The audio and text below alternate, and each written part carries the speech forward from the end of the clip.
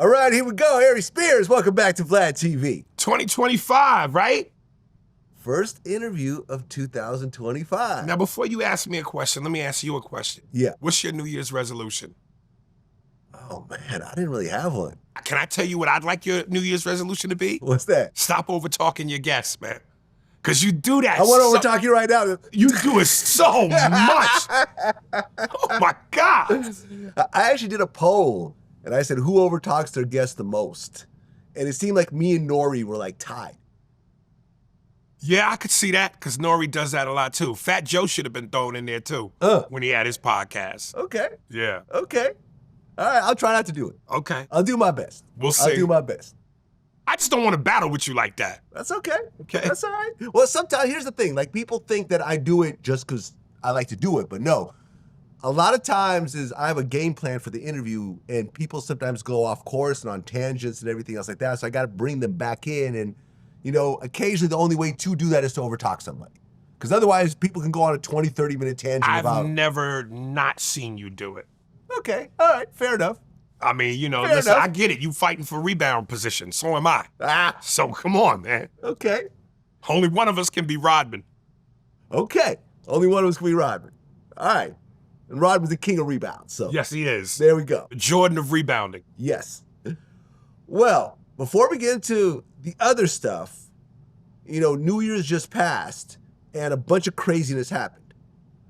The craziest of which is a Texas-born U.S. citizen, a former Army veteran who served in Afghanistan named Shamsuddin Jabbar, 42 years old, plowed a truck into a crowd of people on Bourbon Street, New Orleans, killing 14 people and injuring dozens more. You know what's wild? I literally just heard about that this morning. Really? When I woke up this morning and I do my daily scroll through the phone, and I'm keep coming up on all this, the guy with the truck, New Orleans, New Year's Eve, blah, blah, blah. So I'm just now being hip to this. Yeah, it's crazy. They found an ISIS flag, Right. I guess, in his truck. And there's actually a bunch of videos he posted on Facebook hours before doing this, where he actually planned to have a family celebration, and he was going to kill all of them. His family? His own family. Yeah. I heard he got killed, right? He got killed, yeah. Okay. Well, he started opening fire on people after plowing through a whole bunch Wait, of so people. first he plowed through people. Yeah, Then he got out the truck. started shooting. Oh my and God, the cops, wow. I think he was shooting at the cops. The Right. cops returned fire and killed him, luckily. Thank you. And, but yeah, so he originally, I guess he went through a nasty divorce and everything else like that. And I guess he started to like hate his own family. So he was going to have this big family celebration and kill everyone in his family. But instead, he decided to go this route. Damn. Yeah. Either way, it was going to be horrific. Right. The Sugar Bowl is actually postponed in New Orleans because of this. Is that right? Yeah. Damn. See what pussy do? Yeah. And a nasty divorce. Right. Because then over in Vegas, there's a Tesla Cybertruck that Saw that. exploded Yeah. in front of the Trump Hotel. And another... And they're saying that's connected. They're not saying it's connected, but, well, it's connected because both these guys... So the guy in the Cybertruck, his name was Matthew Livelsberger. He was that former Green Beret. And he actually shot himself in the head right before the explosion. And both of them served at Fort Bragg. Right. So that's the only connection between these two. Wow. Yeah. Well, even from the footage I saw, I don't know what the person's official position was in New Orleans, but she kept saying it wasn't a terrorist attack. It just made it sound like this is just somebody who went off on the deep end, but it's not a terrorist attack. And didn't they say that there was also explosives in the pickup? Well, in the pickup in the back, there was a bunch of explosives that blew up. Smells like terrorists. Didn't really do a lot of damage outside of the Cybertruck itself. And the Cybertruck is actually still intact. Okay. Well, what was the ultimate goal for him to plow the truck into a building and blow it up? I have no idea. Because in fact, there was a post that Elon Musk actually commented on, is that the Tesla Cybertruck was voted the worst vehicle by the National Association of Terrorist Car Bombers. The Tesla truck is built like if it was human, it'd be Sinbad. The Sinbad The Sinbad of trucks. The truck got Sinbad body. That's funny. Yeah, man, listen. And, you know, what's interesting is that all the people that are, like, protesting against Israel and, you know, shouting out ISIS and everything else like that, how do they feel about it now? Because the terrorist attack in New Orleans was an ISIS member. See, that's what I'm saying. It's like between the explosives and the ISIS flag, and certainly I know you shouldn't say anything based on somebody's name, but based off his name, you know, it smells like terrorism. It is terrorism. He's a member of ISIS. This is a win for ISIS. But this is what we're not talking about the New Orleans dude no The more? New Orleans guys. Yeah, but that's what I said in the beginning. And you went, nah. Oh, sorry, my bad. Yeah. I misunderstood. Okay. My bad. Come on, man, pay No, this attention, is man. ISIS. This is all ISIS. Okay. The same group that attacked Israel and, you know, shot all those people and did all the kidnapping. They're responsible for the New Orleans attack. So pick your side. Listen, Are you pro-ISIS or against ISIS? I'm against ISIS. I know, well, who's for ISIS? I think some of like the death to Israel people. Yeah, the maniacs. Yeah.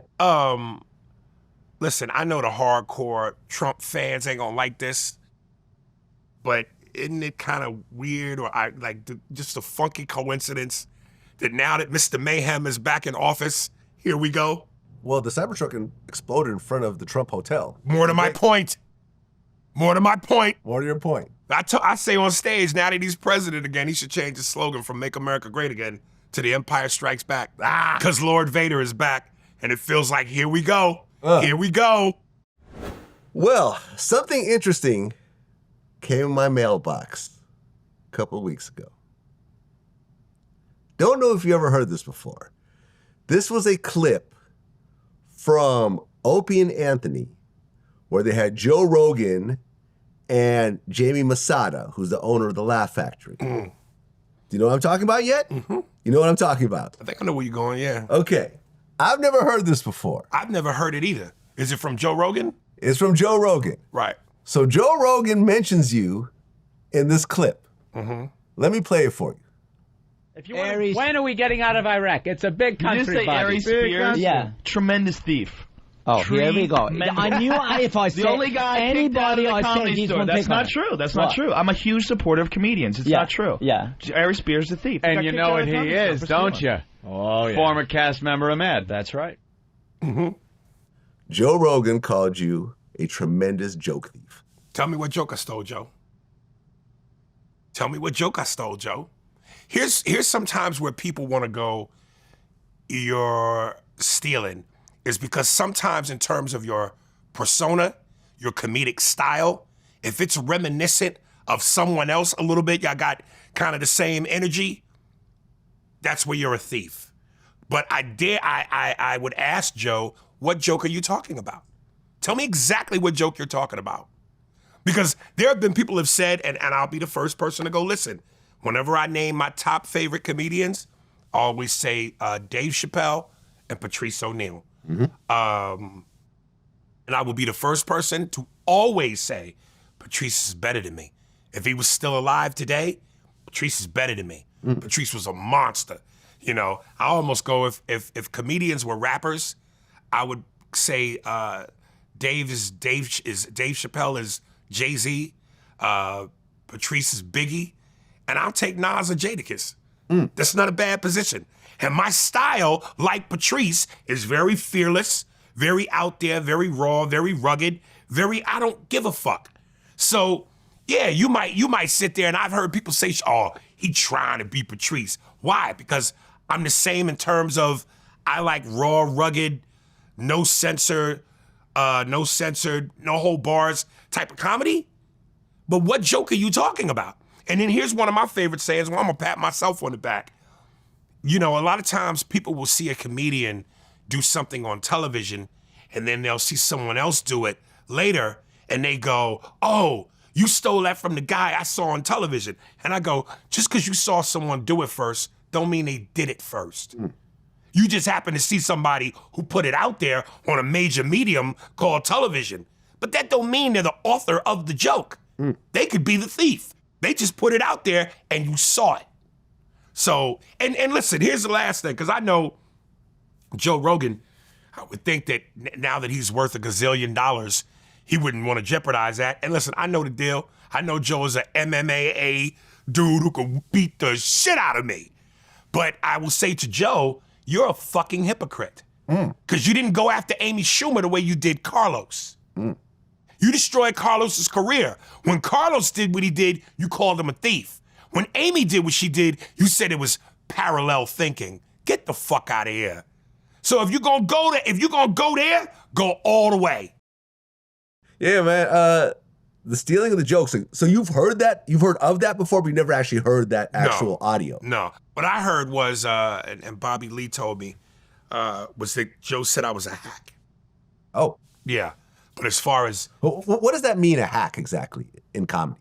You know, some people's definition is, you know, maybe not too original, or... Like, I'll give you an example of what might be deemed hacky. And a lot of comedians do this. It's the thing where the setup is the comedian is talking to somebody who's talking real rough to them, calling them all kind of names. You bitch ass, you motherfucker, you soft pussy. And then the punchline is, Jesus, take it easy, grandma. Boom, boom. Got it. A lot of, that would be considered hacky. That's hacky. Because so many comedians have done that. Okay, so you heard that he called you a hack, but this is the first time you heard he's actually... Of that clip. Calling you a joke thief. Yeah. A notorious joke thief. Well, he didn't say notorious. I think he did say notorious. Well, not that it matters. You want to play it again? No, you don't have to play it again, but whether it's notorious or just thief, a thief is a thief. Thief is a thief. Right. Can't really sugarcoat it. But like I said, tell me the joke. All right. Tell me the joke. Joe, what's good? You got to respond now. Joe ain't going to respond. He got too He's much money. He's not going to respond? Now. He got too much money. Got too much money? All right, well, let's get this viral and let's see if he responds or not. Well, I don't care if he responds or not. Yeah. You know, I'm going to still do me, and I still got my fan base, and I know who the fuck I am. I'm 35 years in this game, and I've got my stripes. I got my Purple Hearts. Well, you know, Joe Budden, who I recently ran into in New York. Fuck him, too. You don't like Joe Budden? Because Joe was talking shit when that whole Tiffany thing went down, and Joe was talking a lot of shit, and I hit him up on his DMs. And I said, Joe, you got something to say to me, say it to my face. Or bring me on your podcast, and let's hash it out. Okay. Nothing. He didn't respond? No. Okay. And now I just saw recently where he apparently went into his neighbor's house butt naked or something, right? Okay, well, let me just say this. Me and Joe had quote-unquote beef for like 15 years, right? There was a situation that happened about 15 years ago over this other rapper named Ransom where a bunch of shit happened. People could look it up. It's common knowledge. So Joe didn't like me and I didn't like him. So for 15 years, we've been taking shots at each other online. But we actually were shopping in Manhattan really just a few days ago. It was like right before Christmas. I think it was like around the 24th. And I look over and it's Joe Budden in the same store as me. And he looks at me and says, "What's up?" I said, "What's up?" Walk up to him. We shook hands. You know, we talked about our families and everything else like that. I congratulated him, you know, for his success. He congratulated me on mine. That was it, you know? It was a nice moment. It was a mature moment. But yeah, what I wanted to mention, and usually I don't talk about Joe because of our past issues, but at this point I feel like we're good, however you define that. But he was actually walking around his apartment naked. Well, no, the hallway in his apartment building naked. And I guess he tried to go into one of his neighbor's doors and the Ring camera was alerted. And I guess the video actually caught him naked at the door. And I guess the neighbor's young daughter saw it and it was just a bunch of craziness. So he's actually charged with lewdness. Okay, so my point is this. Let's stop throwing stones. Because we all have made mistakes. We all fuck up. You know what I'm saying? No one is walking around here perfect. So when he was popping his gums about me and trying to question my character and this, now look at you. You know what I'm saying? We all make mistakes. We have all fucked up. So stop throwing stones. And listen, man, anybody, I'm not hard to find. You got something you want to say about me? Hit me up on Instagram, DM me, slide into my DMs. I'm not hard to find. You know what I'm saying? Let's talk about it. If you got a platform you want me to come on so we can hash it out, we can hash it out. Like, say shit to people's faces. Shout out to Joe, man. Congratulations on everything. You know, the whole walk around naked thing is a little weird, but I don't know. Things happen. He said he was sleepwalking. Sure he was. He said he was sleepwalking. Sure he was. I don't see any other reason why you'd walk around naked and then you can't even own up to it. You throwing stones, you doing shit yourself, and you can't even own up to it? Coward ass nigga. It is what it is. It is what it is. Well, you actually commented on this. Kendrick Lamar had a line on his new album. He said, "Don't let no white comedian talk about no black woman. That's law." Right. And Andrew Schulz felt that Kendrick was talking about him. So he responded talking about that if they were both in prison, he would take Kendrick's manhood. Like, first of all, Kendrick's people and the gang affiliate, everybody, his security, they will kill me. They will destroy me. They'll find me in the street. They'll fucking cut me up. They'll shoot me. They'll do whatever. I'm not a tough guy. Y'all do. But just Kendrick, I would make love to him. And there's nothing he could do about it. Just Kendrick Lamar, I would make love to him. And the only thing that he could do is decide if it's consensual or not. That's the only thing he could do. If it's me and Kendrick, this is about physics. It's about physics. I don't even know if I'll get hard. But if we're in a cell, there's a chance that if we're in a cell and we're bored and we done tattooing each other, whatever you do in the cell, and we ran out of board games and we did all the other things, we cleaned everything, and I'm like, man, I might as well fuck you. There's nothing he could physically do to stop that. You saw the actual video, right? No. Oh, you didn't see the actual video? No, I heard the quote, but I didn't see the actual video. Let me play you the actual video. You don't have to play me the video. You're telling me. I understand the context. He basically said this. He said that, if him and Kendrick were in a cell together, based on how small Kendrick is, He would rape him. He would rape him. Right. And basically, Kendrick would just have to decide whether it's consensual or not. Mm-hmm. That was the whole thing. Right. And certain people got upset over it. Meek Mill, said that this was racist and, raping black men and so forth. It's not racist. And, and here's the thing. Like, for example, D.L. Hughley, I had him on my show recently. Mm-hmm. And he didn't like it. And he felt that rape jokes are not funny. What he said is he could rape him. Right. Well, he said he could make love to him. The only thing he call can it do what we want is to. decide whether it's consensual or not. That's rape, right? Which is rape, right. So, and to me, when a white boy talks about buck breaking a nigga, that's problematic. Now, to me, that could be funny. I've never seen a rape joke be funny. If we take the verbiage or the saccharine out of it, is a white man saying, I'll take this from you, and I didn't see the premise, the punchline, or the setup. I didn't see it. What I did was, I saw a guy who thought he could say something. He can do whatever he wants. I'll defend his right to say it. I didn't think it was funny. And whatever comes as a result of that is on you. Anything can be funny. And I disagreed with him. Anything can be funny. And I started bringing up examples of famous comedians doing famous rape jokes. Mm-hmm. Eddie Murphy did the whole Mr. T rape joke. Yep. Right? Then there was also Chris Rock, toss my salad. Right. Right? When Bill Cosby was in his full swing, I remember Dave Chappelle made a rape joke about Bill Cosby. Right. He saves, but he rapes. Yeah. So, and then, DL's point was, well, they're not talking about actually raping somebody. They're talking about other people raping somebody. And I'm like, that's a nuance. It's the same thing. Rape is rape. Yeah. So you actually agree with me. I agree with comedy. Right. That anything can be funny, it just is in your execution. And here's the thing, at the end of the day, it's subjective. So it always bothers me when people go, well, it's just not funny. Say to you, add the words to you on there. Because to somehow say that something is not funny, just because it's not funny to you, it's not funny to the masses, is somewhat narcissistic. Get off your high horse and realize it's art, which means it's subjective. Just because you didn't find it funny, don't mean somebody else don't find it funny. So your word is not law. I found it funny. When I saw it. Well, I don't know. I don't find that funny, him saying that about Kendrick. But yes, I've heard rape jokes, abortion jokes, and all kind of other heinous jokes that were funny. But listen, me and Andrew were texting around this time, and I found the execution of that joke funny. To you. To me. Right. That doesn't necessarily make me laugh. Right, because here's the thing, it's not realistic. Like, Andrew will never get the opportunity to rape Kendrick. They're not gonna be locked up in a cell together. Like, this is simply a joke, And then, look, at one point, Andrew, he did his podcast with Charlemagne, basically said that a bunch of Kendrick fans were like threatening his newborn daughter and stuff like that. And it's like, okay, well, that comes with it. It is what it is. If you want to talk reckless about someone, you're going to get some response.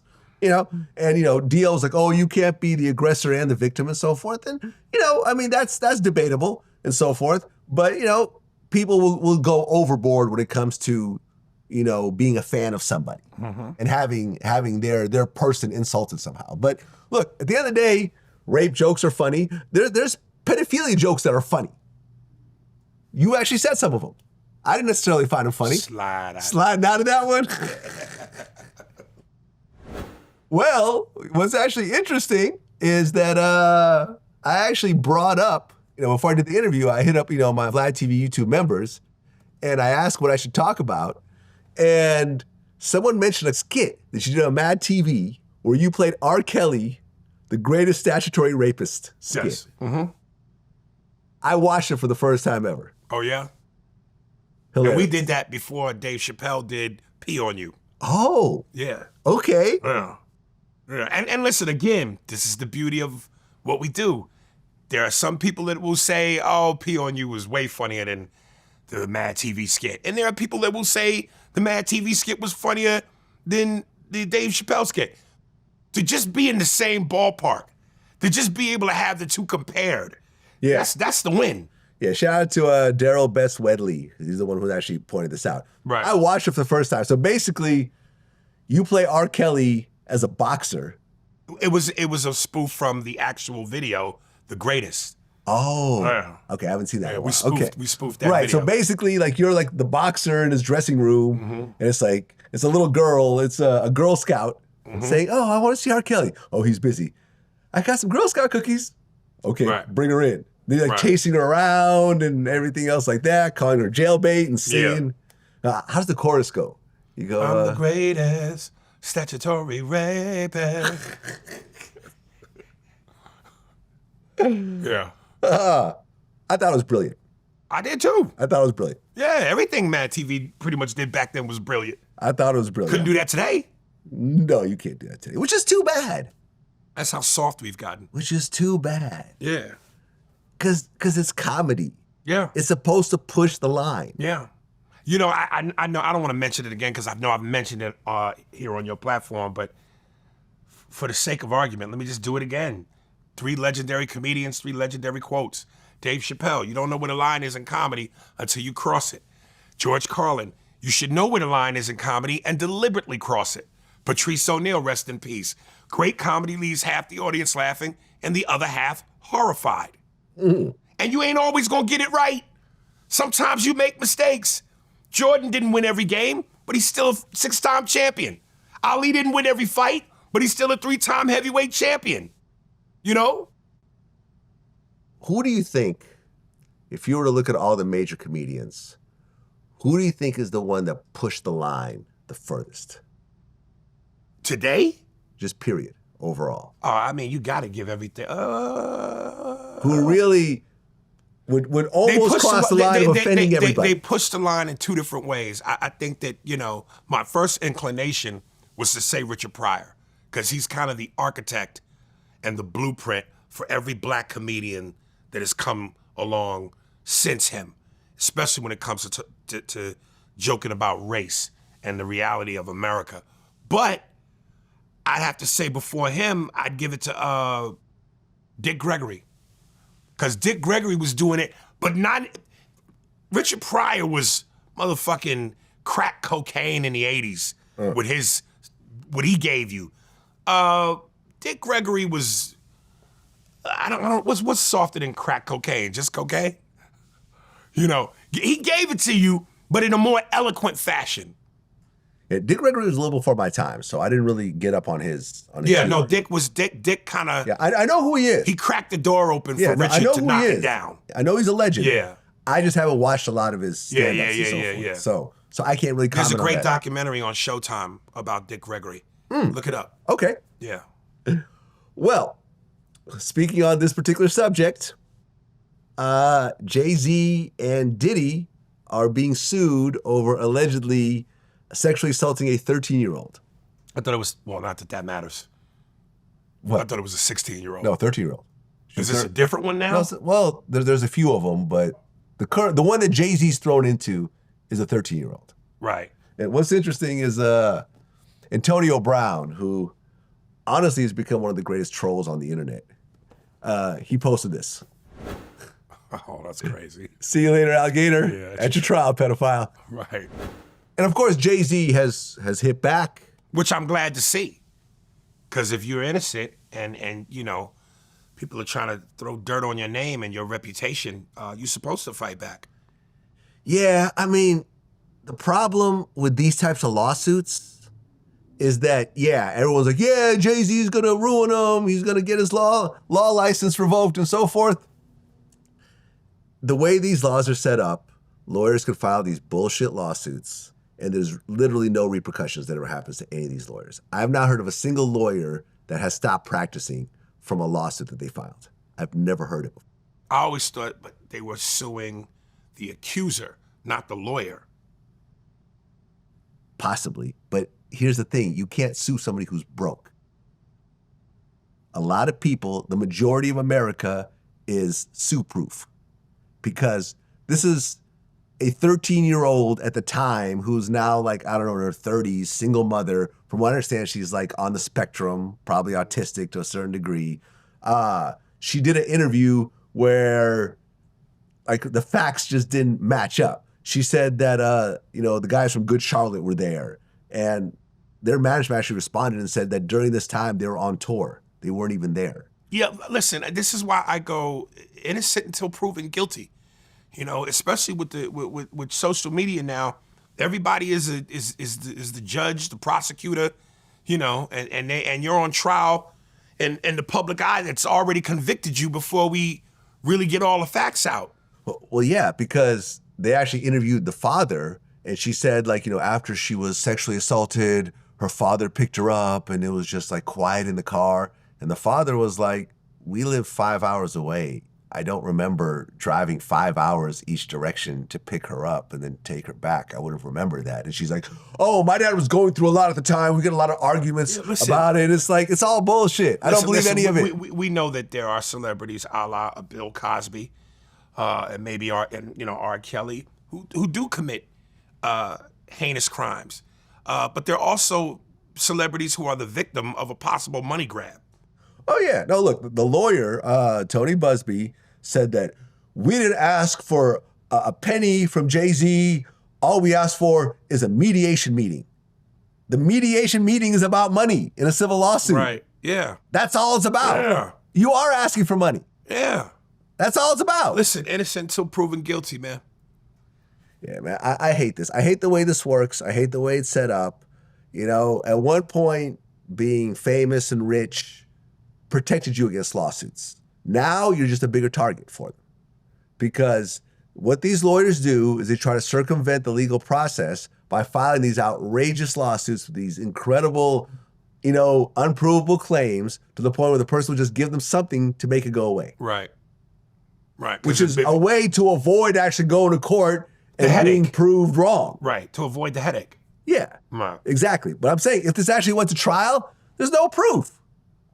There's no proof of anything. Listen, I'm not in Jay-Z's shoes, but I would think, and because I'm not in his shoes, maybe what I have to say is null and void, but I would think that if you have that kind of money and you can afford to fight it without losing sleep, you fight it. But again, I don't know how much of that, in terms of what that entails, becomes the headache for him or anybody like him. The whole thing is a headache. The whole thing, to go through depositions, to go through an actual court trial. It's not just the money, it's the time and the aggravation associated with it. And these lawyers understand it. And the person who's suing are not paying anything. These lawyers are taking these cases on contingency, meaning that if the lawyer wins, they get 30% of the winnings.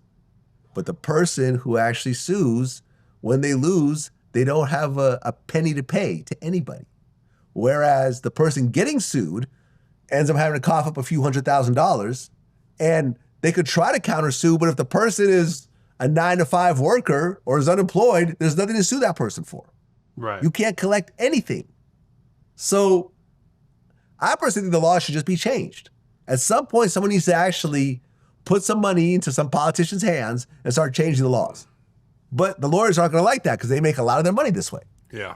So it is what it is. Well, recently in New York, Luigi Mangione, the CEO of a major healthcare company, he went on the run for a few days. Eventually, he was caught. I interviewed D.L. Hughley about this. And what he said was, I guess karma is a pre-existing condition. If you watch any of the newspapers, any of the stories, it was about how Americans were basically saying, good. I guess now we know karma is a pre-existing condition. You can make jokes about anything. Yeah. That was my whole point with DL. Yeah. Even an innocent man could be funny if stated a certain type of way. I wish I had I wish I knew more in terms of what he said, but you know, there was a clip where Bill Burr commented on it and kind of went on one of his famous Bill Burr rants.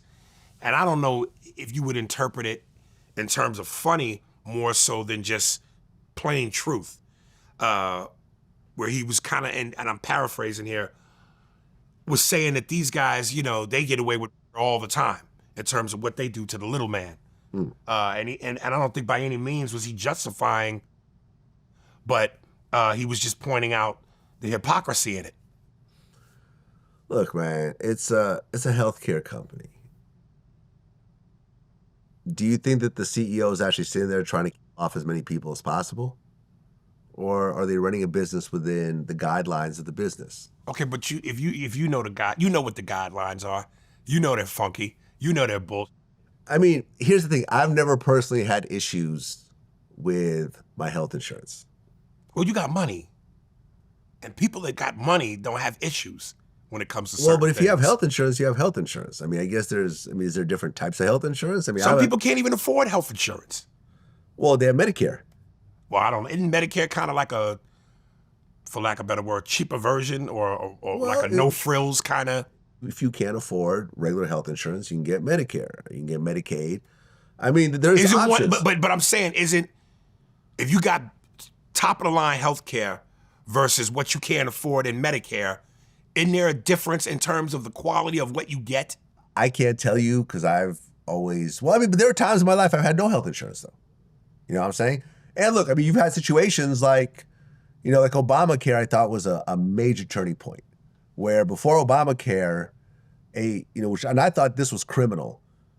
If you had a pre-existing condition before signing up for health insurance, they don't have to treat it after you sign up. So let's just say you have HIV and you get health insurance. Well, the health insurance at that point could say, well, we're not going to treat your HIV because you had it before you signed up. As a citizen of the United States that pays taxes, you should be taken care of regardless as to what your circumstances are. I agree. But you know what happens? I don't know. Listen, I'm not a big geologist. I don't know. But there's some countries, I think like Canada, where, see, this is where I'm a little uneducated about the subject, but in terms of healthcare, they take care of their people. Right. But you know what the cost is for that? Way higher taxes. All the countries that have free medical care, medical insurance for all their citizens have sky-high taxes. I don't know if you heard, there was a whole thing where like Trump offered Canada to be like the 51st state. And he's like, well, I'll bring your taxes down because taxes are up to like 60% in Canada, you know, for certain cases. So it's like, yeah, you know, become part of the U.S. and we'll bring your taxes down. Because that's the thing. Canada has free healthcare for everyone, but the cost is everyone pays higher taxes. So what do you want? Lower taxes or free healthcare? You're not going to have both. You got to pick one. The money has to come from somewhere. And this whole time, I thought Canada was gentle. Yeah. Nah, they would have spiked bat too. I mean, same thing with France. France has like 70, 80%, like some crazy tax. You with the baguette. Yeah. The French roll. Yeah. Throw a croissant up in there. Wow. Yeah, man. So that's the thing. I mean, I don't know. Like, I understand there's this whole eat the rich mentality. So when a famous person, a rich person dies, like, yeah, that's what he gets. But man, this guy, I actually looked into him. Like, he grew up in a small town of like 20,000 people or something, you know, relatively poor, you know, worked his way up to become the CEO of a major company. He's got a wife, he had kids. Right. Like, to just be in the middle of the street. Well, yeah, I'm not justifying it in any way, but I know, again, there are people who may not be as sympathetic to him because they feel like, for lack, maybe he got what he deserved. I'm not saying that he deserved that. Nobody deserves that. But the little man sees it from a different position. Yeah, and that's too bad. Yeah. It's it's too bad that the little man has to get in such a way that they would be forced to see it that way. I mean, I don't know. Celebrating them for somebody. Again, I'm not saying celebrating. I'm just saying that you have to look and look. Like I've had moments in my life where I've had similar types of thoughts. We all do. It's natural. Like when you see someone doing bad, it makes you feel a little better because you're doing bad or you're doing worse. But I now recognize that I was the one that was messed up during that time. I'm the one with the problem during those times. And those are really just nasty thoughts. So anyone who's watching this, who's celebrating other people's demise, it's almost like, and I see this in my timeline, because I used to block everyone, but now I realize I got to embrace the haters more because, they've actually helped me over time, so I don't block anybody.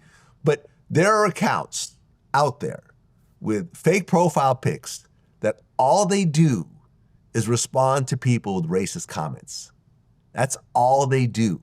You literally, you go to their account and all the way down the line, calling black people the word, calling Jewish people, you know what I'm saying? Calling, Latinos, all types of, whatever. And it's like, man, where must you be in your life where you actually have to get your rocks off by being racist to strangers, hoping you'll get a response from one of them or hoping they'll block you. And then to them, that's a win. Yeah. I hope I never get to that point in my life. No, I mean, listen, some people are just miserable. Yeah. And that's a reflection of that. Just miserable. Well, Diddy's still locked up. He's being accused of obstructing justice.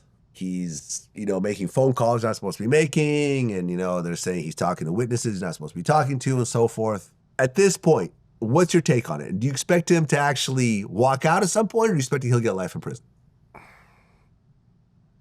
I still believe in America, power and fame and money give you an advantage.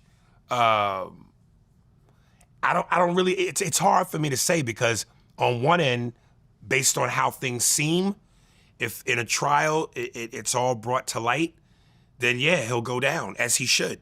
But again, this is America and money and power and fame, they play tricks with the system. So he could very well get off too. Yeah. I mean, I've said this and people have got me on it. And I've said this on major platforms like Piers Morgan. It's I'm not quite sure what he's being charged with still. To this day, I don't quite understand where the criminal charges are. Right. I remember me and Booster talking about this. He's like, it's not a RICO, it's a FRICO. Fuck a RICO. That's a FRICO. He got a fucking FRICO. Diddy got a FRICO. He got a FRICO. No bond for that. It's the power. The bigger the money, the bigger the hunting. Always remember that. The bigger the money, the bigger the hunting. No bond for that? For being a freak? When all these fucking freaks out here? That's get, you ever went on Twitter? Everything freaky. He got a FRICO. I don't see nothing that's, damn, it's a FRICO. It's a FRICO. It's okay, he's freaky. He likes group sex. He likes to be a cuckold. Well, that's why. Well, I even said on somebody's podcast, I forget who, but it was like, oh, the baby oil. He bought all this baby oil. That's not against the law. Not against the law. You know what I mean? If he goes and cleans Walmart out with baby oil, right, that just means he's having a slippery time. You know what I'm saying? Everybody's sliding all over the place. But where's the crime? Yeah, I mean, apparently there's a bunch of male prostitutes that are going to be actually speaking on his behalf. Oh, that might be embarrassing. But again, where's the crime? It'll get him off, though, possibly. In more ways than one. They're saying that that the inmates are like fighting each other over like the right to like make his bed and stuff like that. Wow. I mean, he's still Diddy. Yeah. He's definitely the most, famous wasn't this person. guy, what was it, Bentley Farnsworth, the one that would carry the umbrella? Farnsworth Bentley. Farnsworth Bentley. Yeah, actually, no. I actually interviewed him about that a long time ago. I just can't find the footage. Yeah, where he holds the umbrella over his head. So, Yeah. he's got a Farnsworth Bentley. He's got a Farnsworth in the Bentley. joint. Right. Although it's not raining in there. You don't know what it's doing in there. Might be raining baby oil in there. No, you get enough dicks together, it can rain in there too. Hey, man, look, maybe he likes it in there. Listen, man, and listen, if Diddy is bisexual, okay, that's his thing. I've been saying this like over and over again, me and Academics Back 100, we all feel that he should just come out the closet and say, look, I'm a bisexual man. I have been my whole life. And there might be a little more sympathy in that situation. Well, either that or, this ain't news, we knew it. Yeah. Yeah. No one's going to be surprised. Exactly. You know what's interesting, though? Like, it seems like Meek Mill and Diddy were, like, friends to a certain degree. They hung out together. There's the famous picture with them in the outfits, the matching outfits with the midget.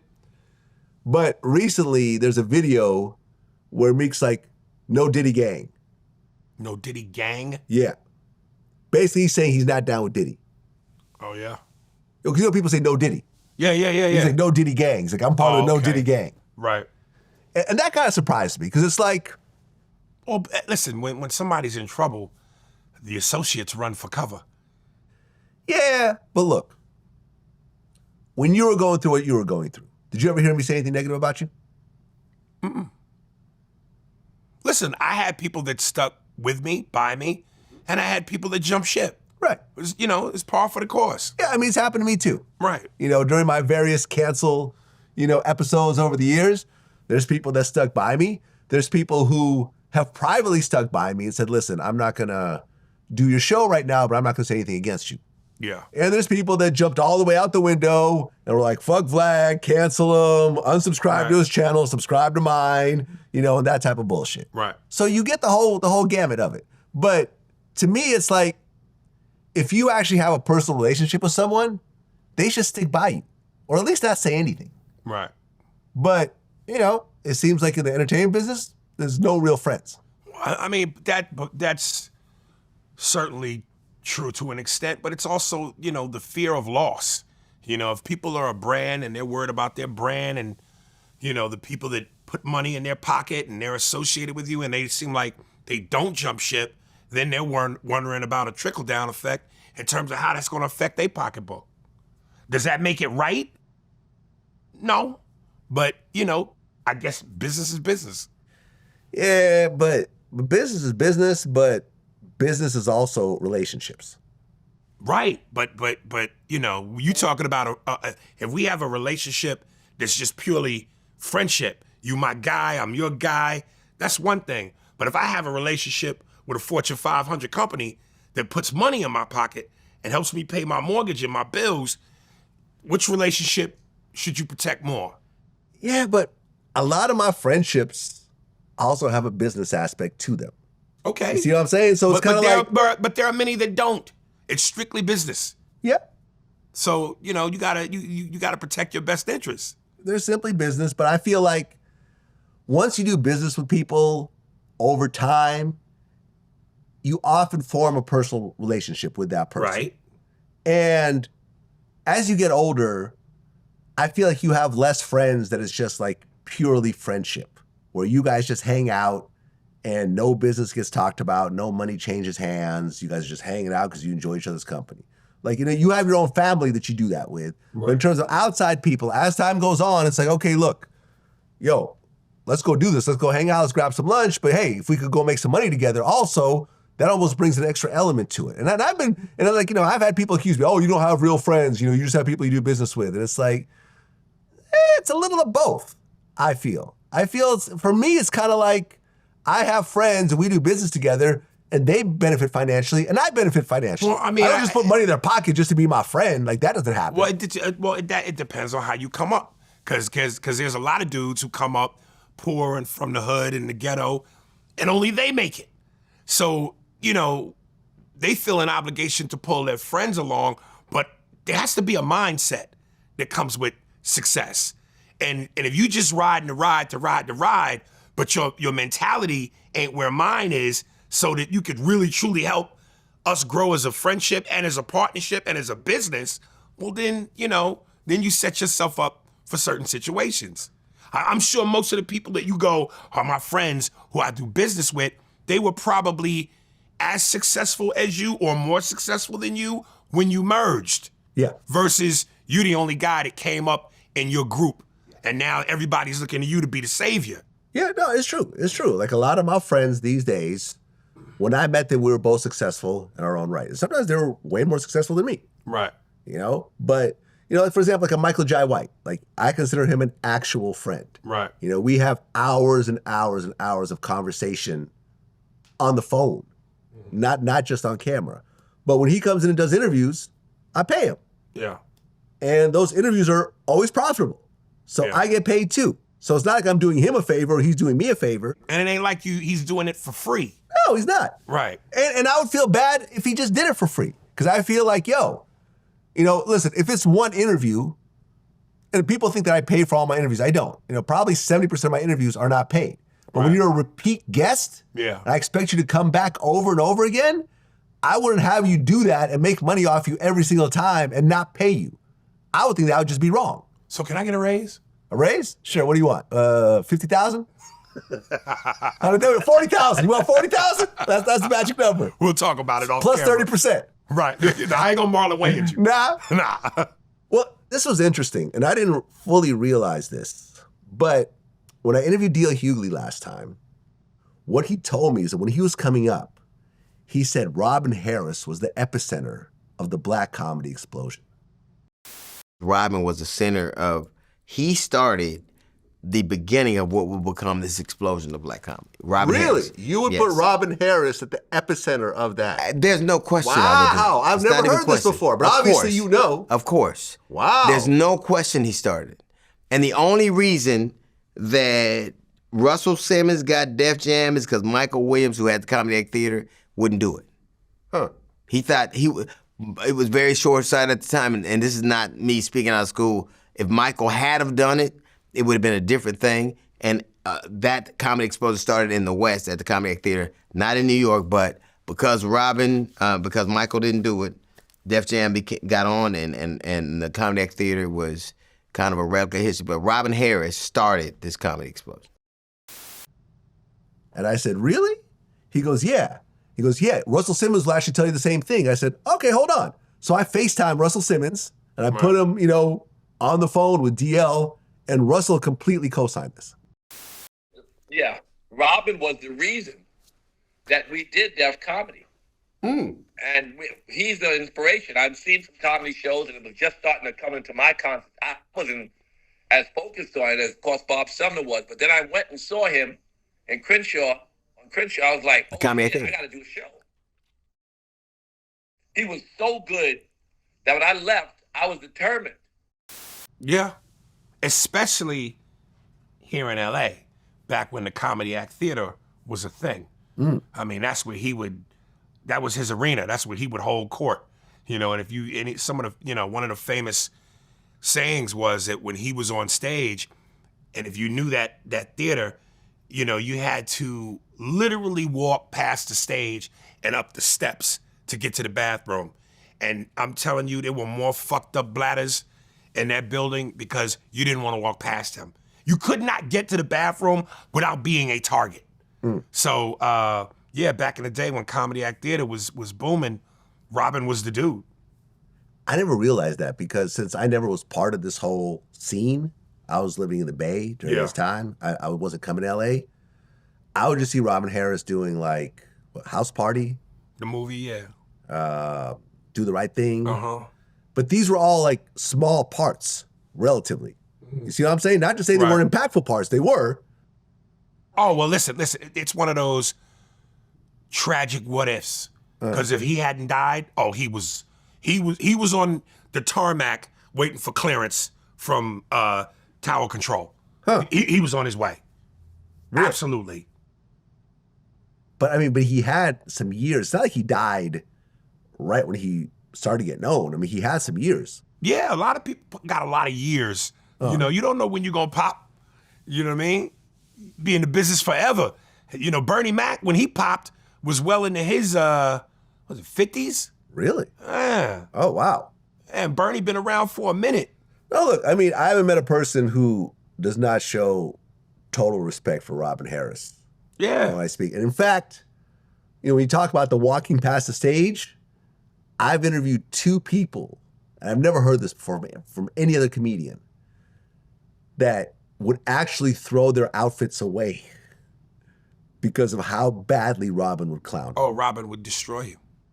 John Sally had a pink suit on. He said, look at this motherfucker with a big Pepto-Bismol bottle. Like, Right. He said he went home and threw the suit away. Yeah. Back when I first wanted to do comedy, man, this is '87, and I'm just gonna go to comedy. I go to see Robin Harris. I think I tell the story. I got on a pink outfit, all right, pink shirt, linen pants go with it, and I walk in, and Robin Harris said, "Look at that tall bottle of Pepto-Bismol." Glad I got up. I had rented a Rolls Royce too. I walk outside in Lamert Park. I get in my Rolls Royce. I drive back to Central City. I throw that outfit in the garbage. What's his name? Faison Love. Right, who voiced Robin. Yeah, who voiced him, right, exactly. Yeah. He said he was wearing like some cowboy boots or something, and he said Robin trashed his boots so bad that he went out in the back and threw them away. My first all-black crowd was with me and Robin Harris.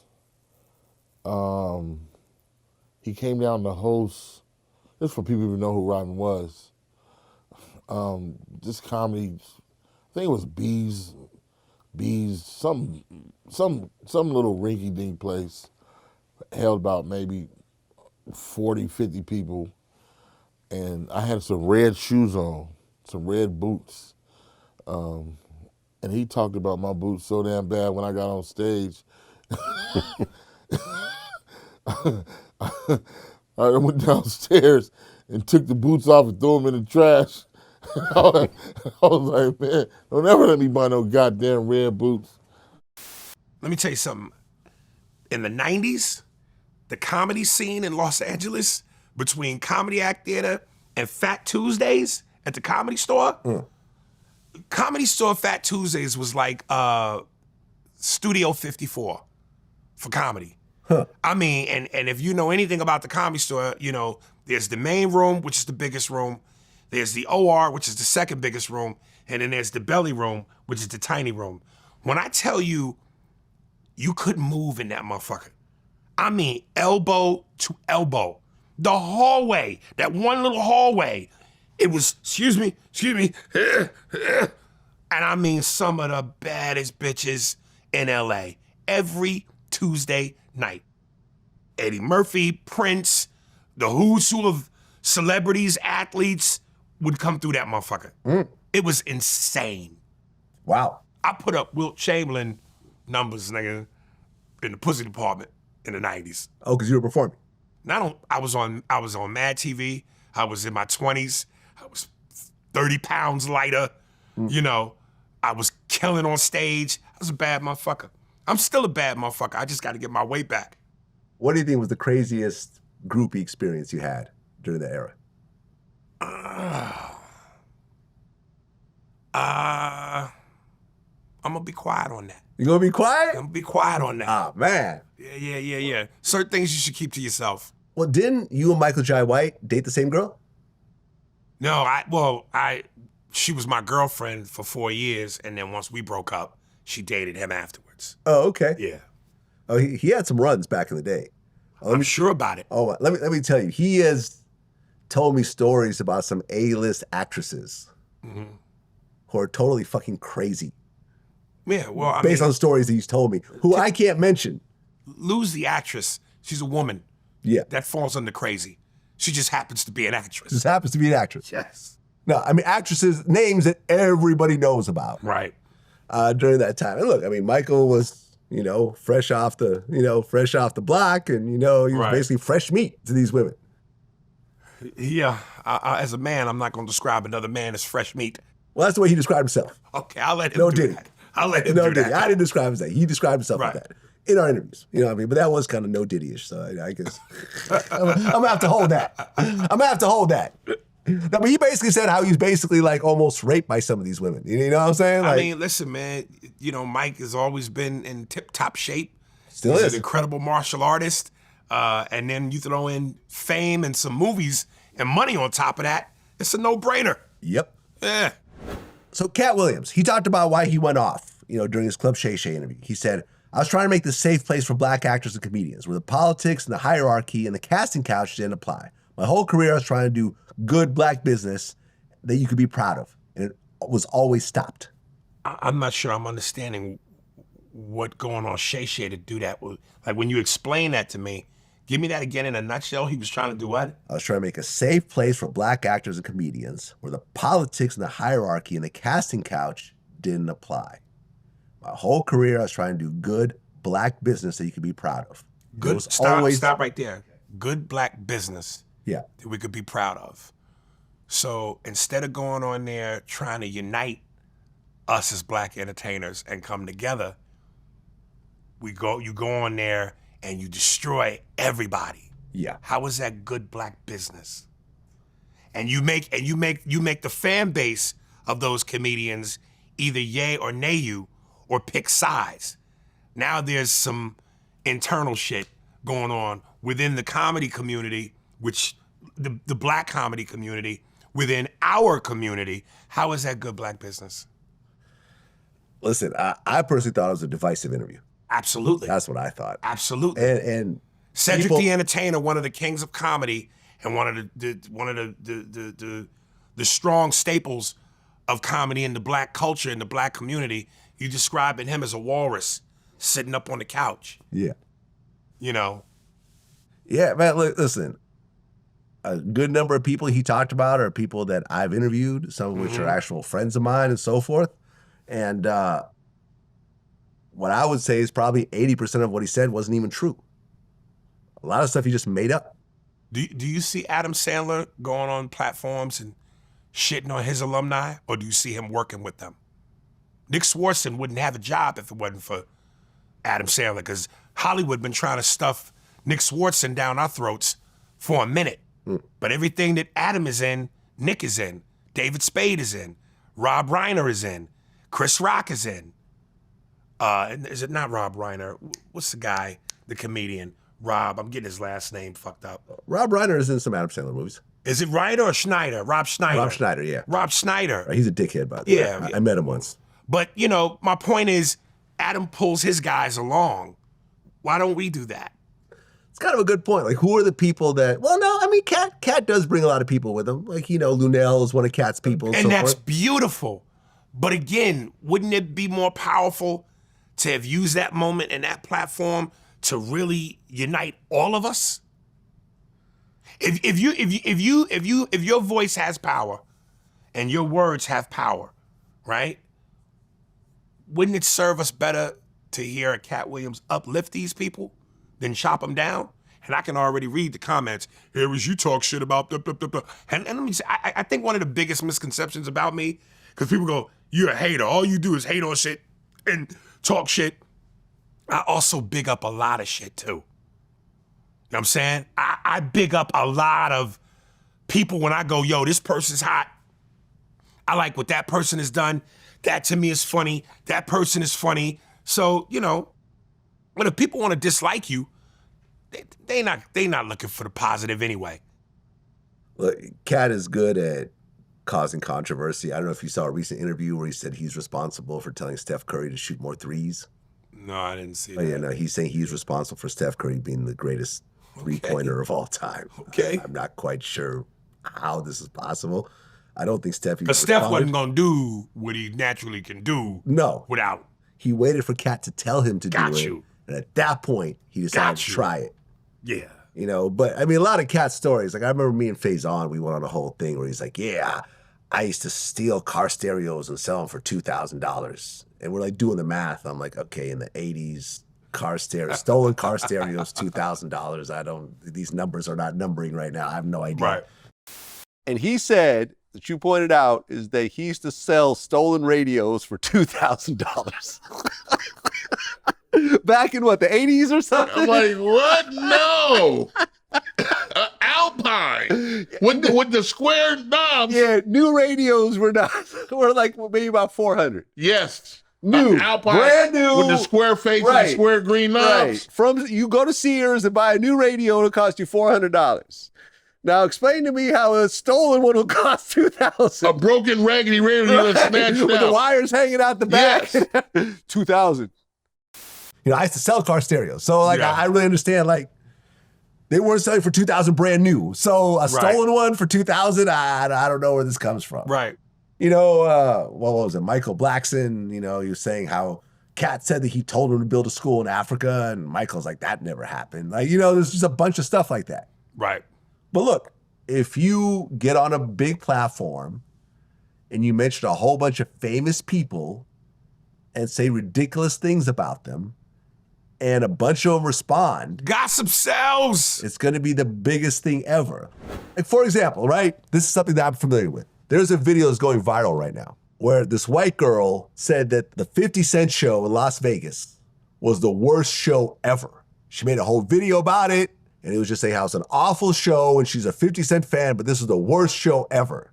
50 Cent's Las Vegas residency might be the worst show that's ever come to Vegas. The theater was mostly full and people seemed to be excited about it. But take a minute to listen and then I'll share why I thought it was terrible. A day later, we went to that show. The show was great. Yeah. Completely packed, great performance, great visuals, male and female backup dancers, went through all his big hits and like the underground songs like I'll Whoop Your Head Boy and stuff like that. Yeah. Zab Judah was next to me, you know, he was going crazy the whole time. Nobody in that crowd walked away saying that was a bad show. Right. But it's going viral. 50 Cent had the worst show ever in Las Vegas. And no one's gonna retweet when I put up, you know, when it was actually a really good show. I'm not gonna say it was the best show ever, but it was a great show. But that's the thing. If you say something obscenely negative, it will go viral that much quicker. That really went viral? That went viral. Yeah. Ja Rule was commenting on it, reposting it, and stuff like that. Yeah. No, it's a real thing. It's a real thing. And it's funny because we saw it. We saw the video right before we went to go see the show, like a day before. But we'd already bought the tickets. But I can imagine if I had bought the tickets yet, I'm like watching it going, okay, well, maybe it's a bad show. Maybe I'll go do something else that night. Yeah. But this is how it works. Right. Like there were no empty seats. Everyone was going crazy. Listen, if 50 just came out and did the old hits, that to me constitutes as a good show. Because you're hearing what you want to hear. Yeah. Yeah, man, listen. It is what it is. Wow. Negative comments will always outperform positive ones. And you know, it's unfortunate, but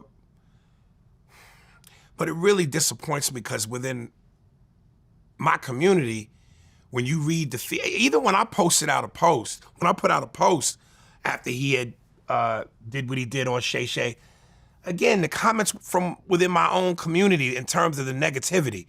Oh man, you just hating because you know you ain't as funny as him, or why you fucking with Katt and blah, blah, blah. He told his truth. He told his truth.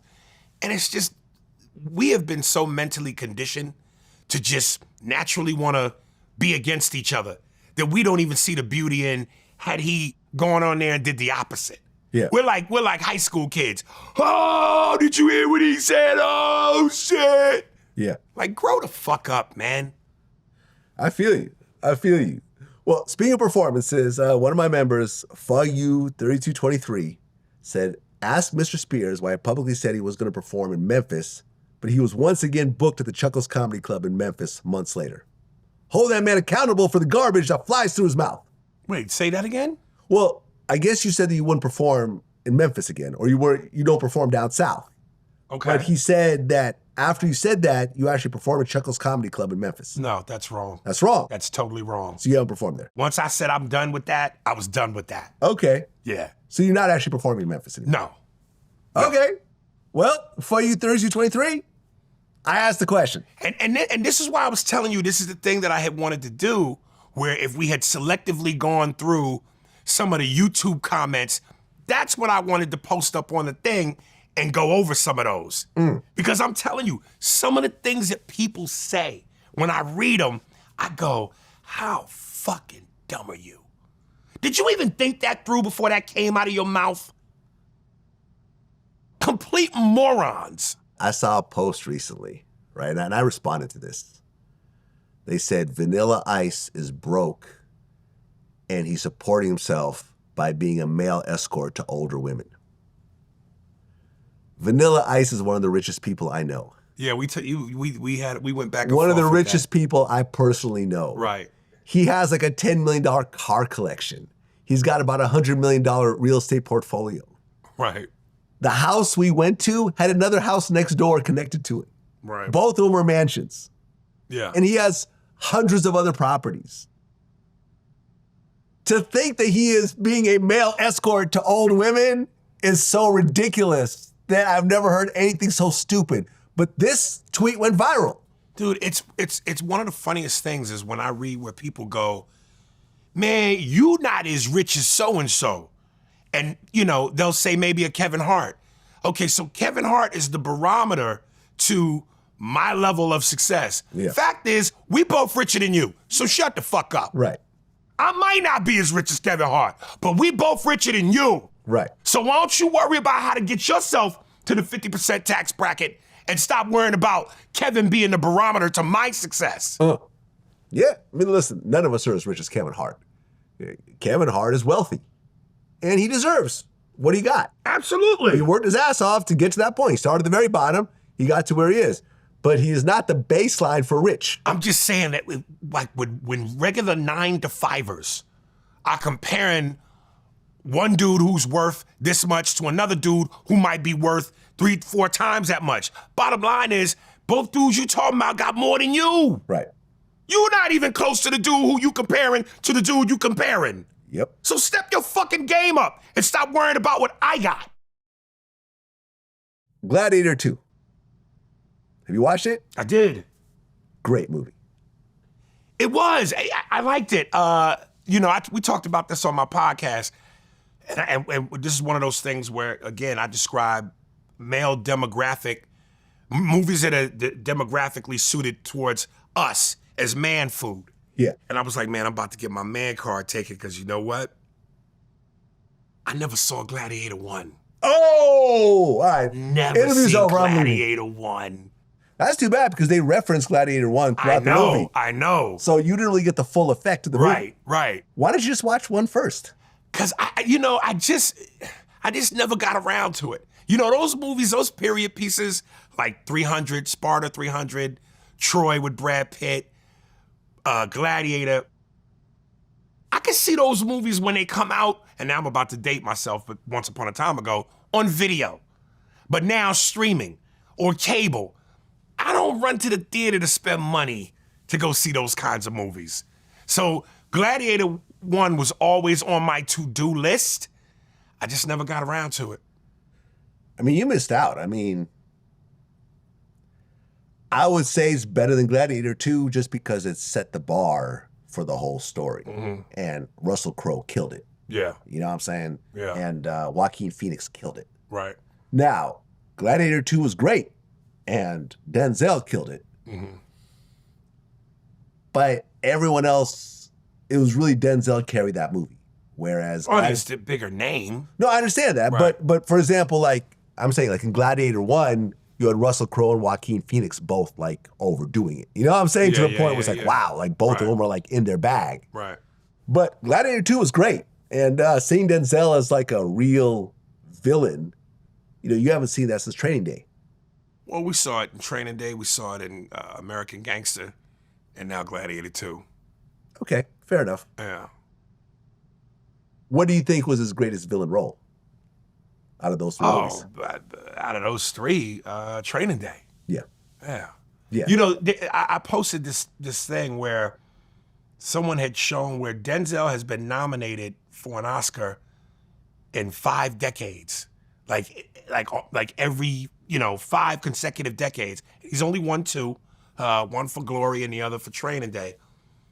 And there's this take that really bothers me, where people go, "Yo, Denzel is Denzel in every movie." It's true. No, it's not true. It's true. No, it's not true. Let me tell you something. People don't understand nuance, subtlety, and range. Now, what you're doing is, here's what the mistake people are making. Denzel is a naturally suave, charismatic. He brings a cool to who he is in terms of his personality. Don't interrupt me. He is naturally cool. Not to mention, now look, he's 70 now, but in his prime, to the women, good looking and sexy. So no matter what role he plays, that comes with it. But don't get it fooled with the pretty boy shit. In terms of acting ability, you're telling me that Malcolm X is the same performance as John Q? You're telling me that Flight, a drug-addicted pilot with a substance abuse problem, is the same performance as Stephen Biko? You're telling me that Training Day is the same performance as in Man on Fire? You're telling me Denzel has done Shakespeare twice, Macbeth and Much Ado About Nothing. Do you know how hard Shakespeare is? A lot of actors won't touch it. So in terms of range, where is he Denzel in everything? Well, I'll put it like this. And I love Denzel as an actor. This is not me putting Denzel down. But whenever I see Denzel, I always think he's Denzel. I never forget that he's Denzel. Whereas certain you actors... saw Malcolm X and went, that ain't Malcolm X, that's Denzel. Yeah. Get the fuck out of here. You're terrible. You're terrible. I feel like he doesn't lose himself in the role like a Daniel Day-Lewis, where you just forget that that's guys like Daniel Day-Lewis, Gary Sinise, and Gary Oldman are character actors. Mm-hmm. Denzel is a leading man. There's a difference. Explain. In terms, they're playing like specific characters. Mm-hmm. Denzel is, yes, playing a character, but he's leading the film in terms of, he's the guy. When you looked at John Q, and did you see John Q? Yeah. I was in the theater, all you heard was from men and women. His emotion, when he broke down with, I forget the actress's name, but when he's in that scene with the girl that's playing his wife, and it's James Woods and Anne Heche, and they're telling him what his son's condition is. Kimberly Elise. The emotion that came out of him, a lot of actors can't do that. Break down like that? Are you serious? Denzel is a juggernaut. A juggernaut. All right, I see your point. I'll give it to you. Listen, I thought he was a great actor. Always thought he was a great actor. He's never had a bad role. No, he's had a bad role. What's his bad role? But that's the subjective part. Which role do you think was a bad role? 2 Denzel movies I'm not a fan of. Virtuosity with Russell Crowe. I'm trying to remember. It's like the computer movie. Okay. And the one where he played that goofy lawyer, Roman Ezekiel Esquire. Oh yeah. Those to me are the only 2 Denzel movies where I went, nah. Right, we had the afro. Yeah. Yeah. But other than that, I loved everything he's ever done. Well, he did an interview where he said he actually kissed a man in Gladiator 2. Mm-hmm. But then Ridley Scott said that actually didn't happen. He said bullshit. He said straight bullshit? That's what Ridley Scott says. He said, no, that's bullshit. They never did. They acted the moment. It didn't happen. Well, Denzel seemed pretty adamant in the interviews that he said it. Yeah. He kissed him. Yeah, he said, I actually kissed a man in the film, but they took it out. They cut it. I think they got chicken. I kissed a guy full on the lips, and I guess they weren't ready for that yet. But I killed why him would about Denzel 5 minutes make that later. up? He said, I killed him about 5 minutes later. It's Gladiators, the kiss of death. Yeah. So who did he kill that he kissed, you think? Well, there is the scene in Gladiator 2 when he just straight decapitates the dude. Which guy? Remember when he cut his head off? Well, one of the Caesars, the twins. Yeah. Well, he killed him, because remember, the twins were fighting, and then he got behind one of them and then helped him kill him. Cut the neck off the mother. But he didn't kiss any of those guys. No, but what he's saying is, if it's the kiss of death, the kiss came before the death. So you're saying that one of the Caesars he kissed before he killed him? I don't know. 'Cause he also killed the other Caesar. Remember, he put the... Well, it could have been I'm him rooting then. for everybody. So if y'all haven't watched it yet, just turn this off. But yeah, remember he put the needle in the guy's Could have been him. ear? But if he's saying that he kissed the guy before he killed him, a la the kiss of death, then it could have been one of those dudes. I mean, because only 2 people died that he killed in there. Right. So it could have been one of them. Yep. You know, again, this black people, you know, I love this. There was a moment where Bill Burr was on the Breakfast Club, and he's telling a story about how he met his black wife. And at one point, Bill said something that I guess Charlemagne thought was suspect. And he goes, whoa, you gotta pause, you gotta explain that. And I love it. Bill turns to him and goes, when are you people gonna let go of this gay homophobia? And it's like, you know, black people, grow the fuck up. It's like, I saw so many clips where people went, damn, Denzel, they got you. You done gone your whole career, and you been our black hero, the black alpha male that's never done anything suspect. And you saying you kissed the dude? Damn, my nigga, they got you. Listen, it's called acting. It's called performing. It's art. Let go of this homophobia. Black people, we are so fucking ridiculously homophobic. Listen, if you got a relative, somebody in your family, and their dream is to be an actor, a thespian, stage, why are you killing their passion because of something that you think is homophobic? Is Denzel gay because he kissed the dude? Is he gay? Is he taking it in the ass? He's been with his wife proudly for 40 years. So because he did something artistic in a fictional story, he's a homosexual? Black people, grow the fuck up. My God. Why would you hinder somebody in your family who has a dream and a passion to do something in the arts, but you want to make them feel a certain way and ridicule them because you go, man, that's gay. Get the fuck out of here. It's art. I agree. I mean, look, you kissed a dude in a skit. Yeah, and I get more pussy than anything. Love pussy. I mean, for example, like, I'm not an actor, so if I was offered a role, but they said I had to kiss a guy in the role, I would turn it down. But then again, it's not my craft. This would be just a side gig. Now, and let me say, in terms of comfortability, there are some limits. You know, if it's a kiss of death or whatever the context is, all right. Now, if we talking straight French full-on tongue action, I'm not going there. I don't feel comfortable with that. Well, for example, I interviewed DeAndre Bonds. Yeah, okay, yeah. Okay. So he's been in, Snowfall, Sunset all the hood Park, movies. 3 Strikes, The Wood, and so forth. Right. And I remembered our first interview, we talked about a movie he did called Lockdown, where he gets raped in the movie by, I believe, a white guy, right? Oh, I've never seen it. I think so.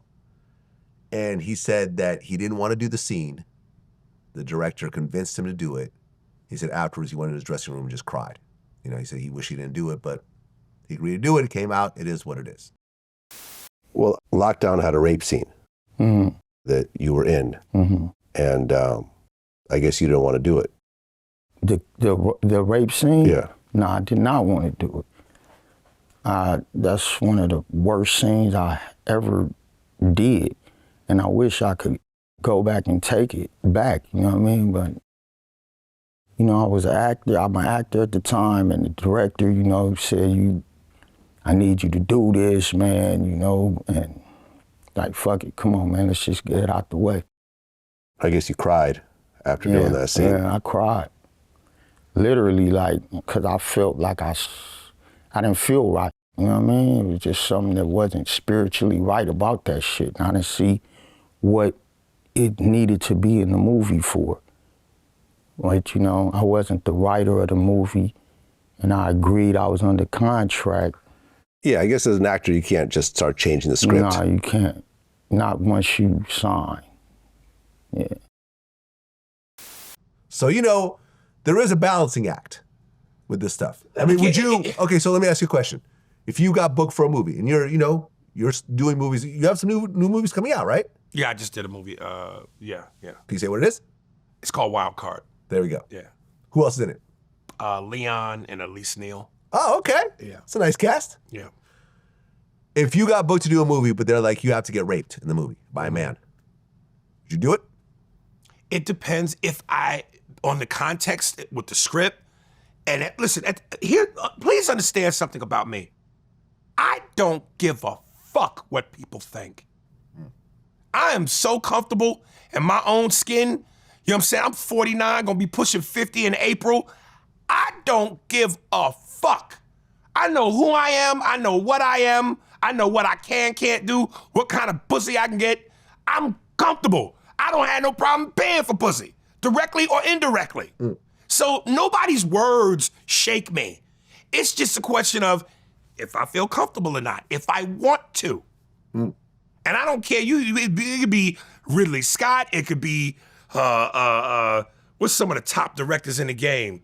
Scorsese, Spielberg, Soderbergh, Spike Lee, Tyler Perry.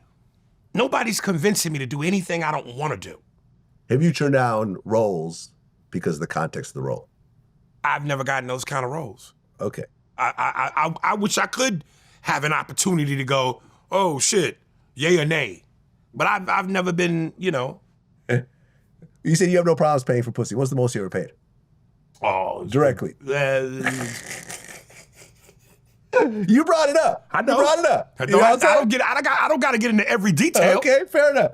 Fair enough. We all pay for pussy though. We all pay for pussy, directly or indirectly. Yes. Sometimes both.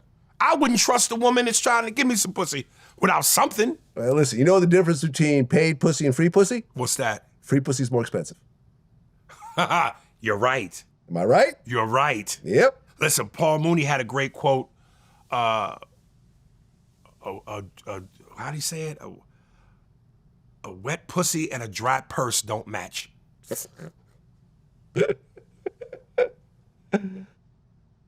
Well, since our last interview, Mike Tyson fought Jake Paul. Boo! Okay, now be honest before you answer this question. Before the fight, who'd you think was going to win? Tyson, because I didn't think it was going to be fixed. You thought it was fixed? Absolutely it was fixed. Absolutely it was fixed.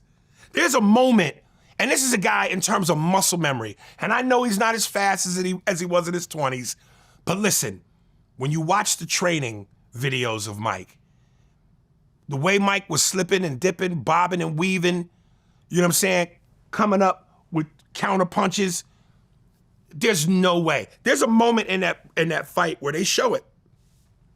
Classic muscle memory. Jake Paul throws a punch, Mike rolls under it. He's about ready to, this is a KO about to happen. And he pushes back on the punch.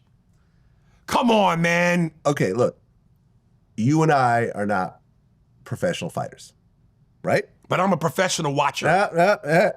Being a watcher and being an actual... Fuck you, I'm not giving this to you. Okay. I'm not giving this to you. Hold on. You haven't even heard what I said yet. I know where you're going with it. You and I are not professional fighters. We are just watchers.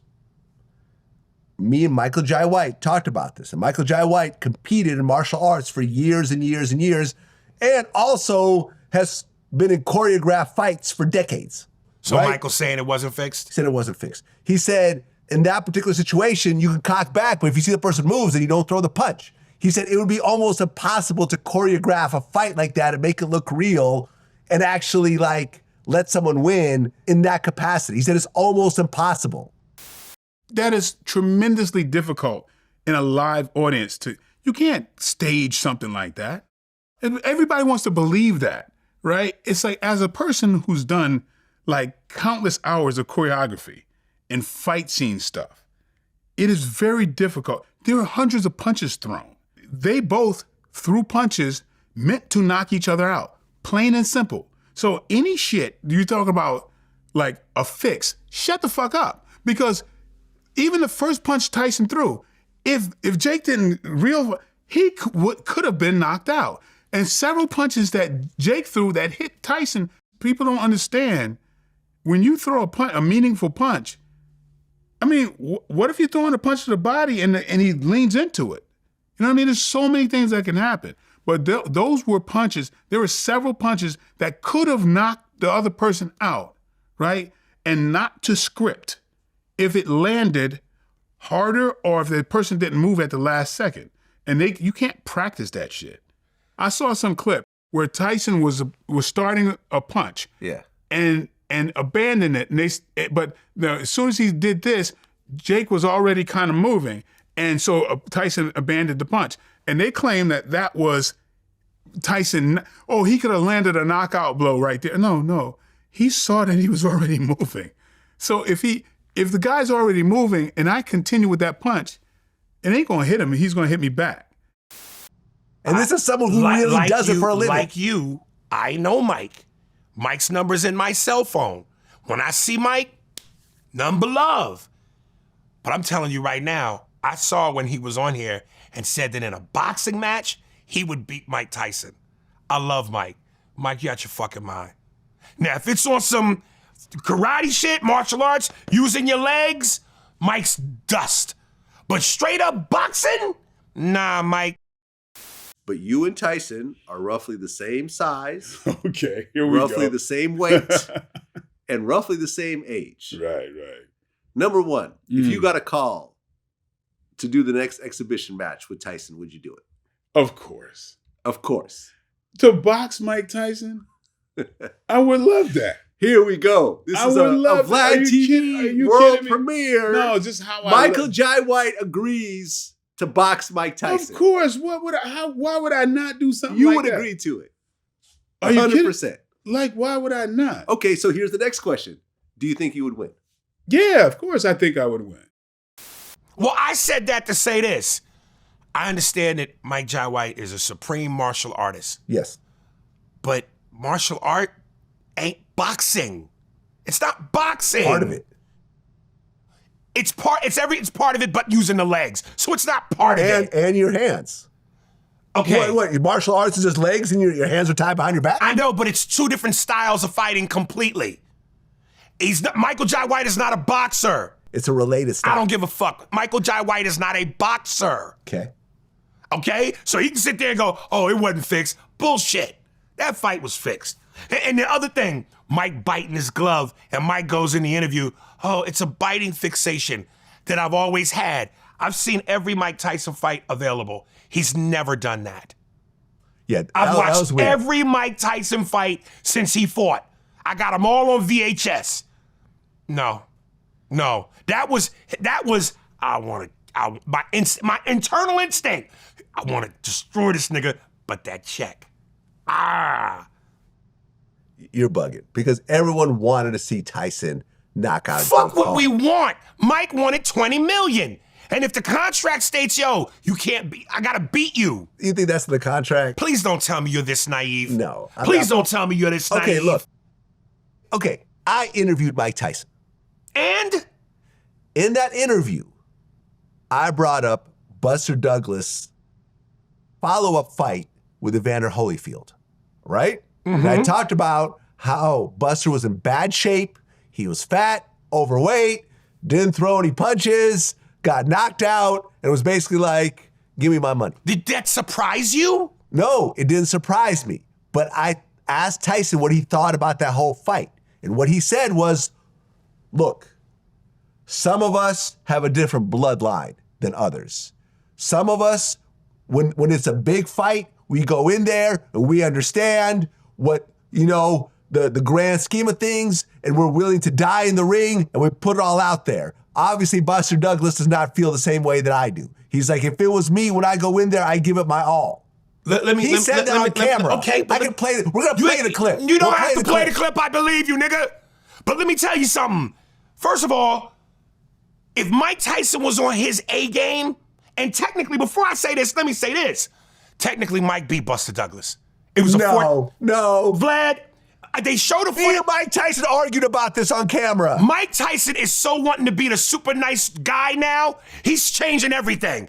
They showed the footage of when Mike Tyson sat at the table and counted. They watched it. Mike went 9, 10, 11. Buster was down for 14 seconds. So technically, wait a minute, let me finish. Technically, Mike won that fight. Nope. But let's put that aside. No. Let's put that aside. No, let's address that. No, let me finish. Okay. Vlad, if Mike Tyson was on his A game mentally, the way he was prior to the Robin Givens fiasco, Buster shouldn't have won that fight.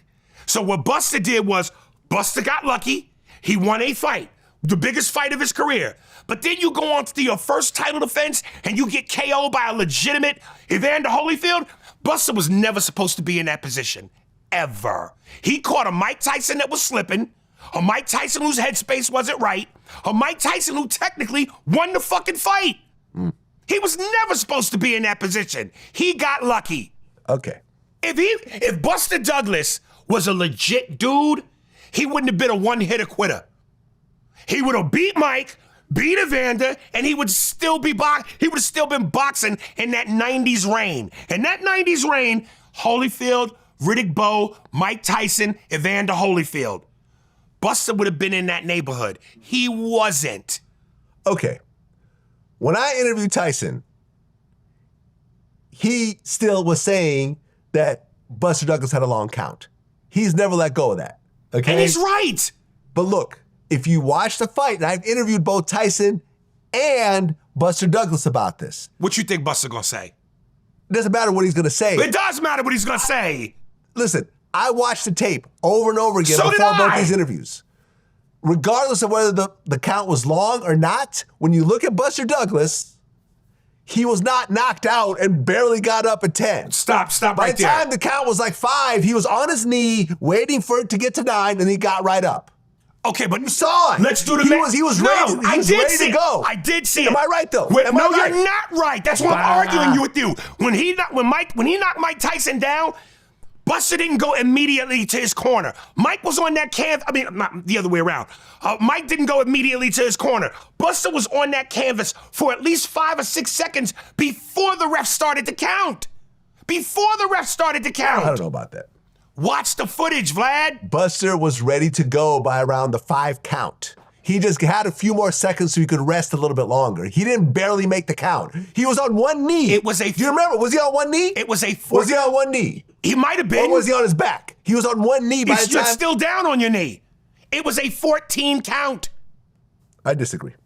Okay. I disagree. You got evidence and you go and you disagree. I disagree. I would hate to have you on a jury. They show you the fucking tape that exonerates me and you go, I disagree. You know what's actually interesting is I just did an interview with Mitch Green. Remember him? Yeah. Another loudmouth nobody. Mitch is in bad shape these days. Wow. Let me show you. Any nigga that had a Jerry curl is gonna be in bad shape today. Let me show you. I'll just play you a short clip of what Mitch Green sounds like now. Yeah, I don't think he know he had me. Huh. Okay, he's way back to Chassis. If he walked up on me, he'd have me.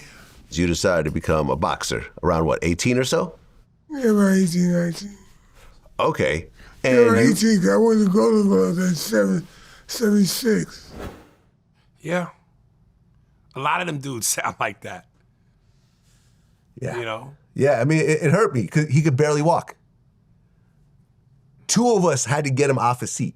Really? Like we had to pull him out of his seat and help him walk to the door. Really? You know, and he kept asking about the money. I finally gave him the money. He put it in a sock. Old school. But yeah, he could barely talk. He can't really walk. He had a cane. Yeah. And yeah, man. And I remember. Listen, Riddick Bowe is my guy. Every time I come to Tampa, he's in worst case than he's in worse. And I've interviewed Riddick Bowe. no, he's not in worse case than that. Oh yeah. No, he's not. No. Riddick is way better. Riddick is way better than Mitch Green.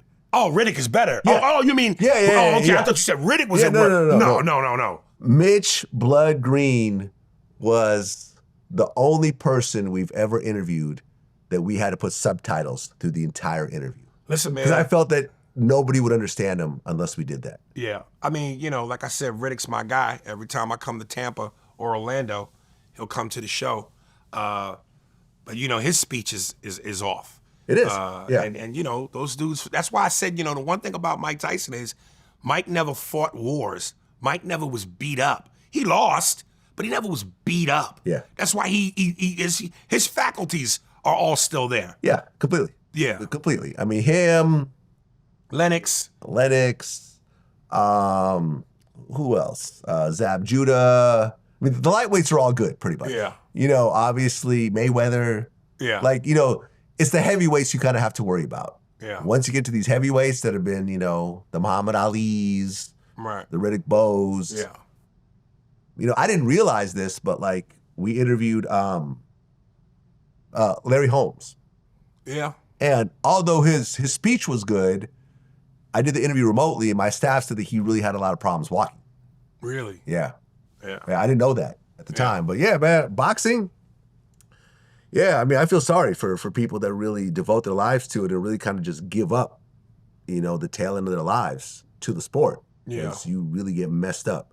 But Mitch Green was by far the most damaged person that I've ever interviewed, to the point where we really considered not even putting out the interview. Really? Yeah. But you did, though. But we did. Cha-ching! Get that money, nigga. Well, I mean, it wasn't really about the money. It was like, well, then what else? He came in to do the interview. Right. You know what I'm saying? He spent his time. You think he cares if you would have aired it or not? I think he would have. No, he doesn't. I think he would have. I think he came in, he did the interview, spent his time, and I'm like, if you put the You subtitles, think he'd want people to see that? why else would he come in? To get the money. It wasn't that much money. To somebody who ain't got none, that's a lot of money. Look, people could decide one way or another. We decided to ultimately put it out. Yeah. But the guy that got us the interview, he had a whole bunch of boxers, and we started going down the line. And it's like he had to admit at that point, yeah, this guy, you know, can't really talk very well. You know, this guy can. So we have a Michael Spinks interview coming up, and he could actually speak well. Michael Spinks. Michael Michael Spinks. I'm thinking Leon Spinks. That Yeah. motherfucker. Do. Yeah. I think he passed away too. I think Leon Spinks died. Leon Spinks died? Let me see. Yeah, he did. Leon Spinks died. Yeah, he died in 2021. Yeah, you're right. Oh my gosh, I didn't realize he had no teeth. Oh yeah, Richard Pryor. Yeah, Richard Pryor had a great joke back in the day. He was talking about, I ain't got no teethus. Like he did it. He was imitating Leon after a fight. I ain't got no money. I ain't got no woman. I ain't got no teethus. Yeah. Didn't you do the intro to Fat Joe's new album, one of the songs? Mhm. You did Tony Soprano. Yep. Okay, can I hear the? I wrote this thing. The concept was something about how everything is changing. I can't remember word for word, but it was to the degree of everything is fucking changing now. Everything is therapy this, therapy that. Guys are not fucking real anymore. They're not fucking capos. You keep your head down and you become a good earner. And keep your fucking mouth shut. Yeah, so something like that. Yeah. So did Joe actually pay you for that, or you just did it just to do it? I did it off the strength. Okay. You know? I mean, Fat Joe's a legend. Yeah, and listen, this is one of the dudes who I grew up on. Yeah. And rap. And incidentally, I know where I fucked up too. I felt so bad. I hated myself. But when I was giving you my top list of rappers better than Kendrick, you know who I left off? Fat Joe? DMX. Oh, yeah. I didn't say DMX. So I fucked up big time with that. Yeah, I would say DMX is better than Kendrick. Yeah, yes. I would agree with you. Yes. Yeah. Without hesitation. Because Kendrick cannot do what DMX does at all. Yeah. Honestly, nobody could do what DMX does. Like that raw emotion, I just feel like you have to have a life like DMX in order to pull something like that Well, off. not just the raw emotion, but his voice was so specific. Yeah, but it was more than that. I know it was a culmination. Yeah, no, of I mean, things. there's the voice, obviously. But the voice was unique. But like he would get on stage and he would cry and he would pray. And it's Yeah. like everyone would be like, He'd pray, and then when he got off, he did some cocaine and crack. right. Yeah, I mean, I've said the story before. We were supposed to interview him. Right. And he died before the interview happened. Yeah. You know? I'm telling you, the first time and I tell this story, I remember Money, Power, Respect was all over the radio. I never knew what he looked like. I just heard the voice and I loved that song. And I remember I was at a nightclub in LA, and he came on and he did his verse. And something in the trunk starting to rot. Hell, it's hot, cause I'm here now, baby. It's going down, baby. And I went, oh, that's that nigga right there. And I lost my mind. I lost my mind. Yeah. Yeah, no, I remember I had one piece of footage with DMX. This was when I was filming for Ed Lover's show at Power 105. And DMX was just, I would say, the greatest entertainer I've ever been around. That he is constantly putting on a show. Right.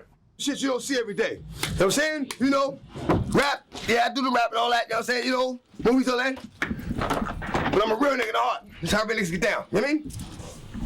It was a whole thing. It was like he's like doing push-ups and he did this whole Marion dance. Do the slide and all that.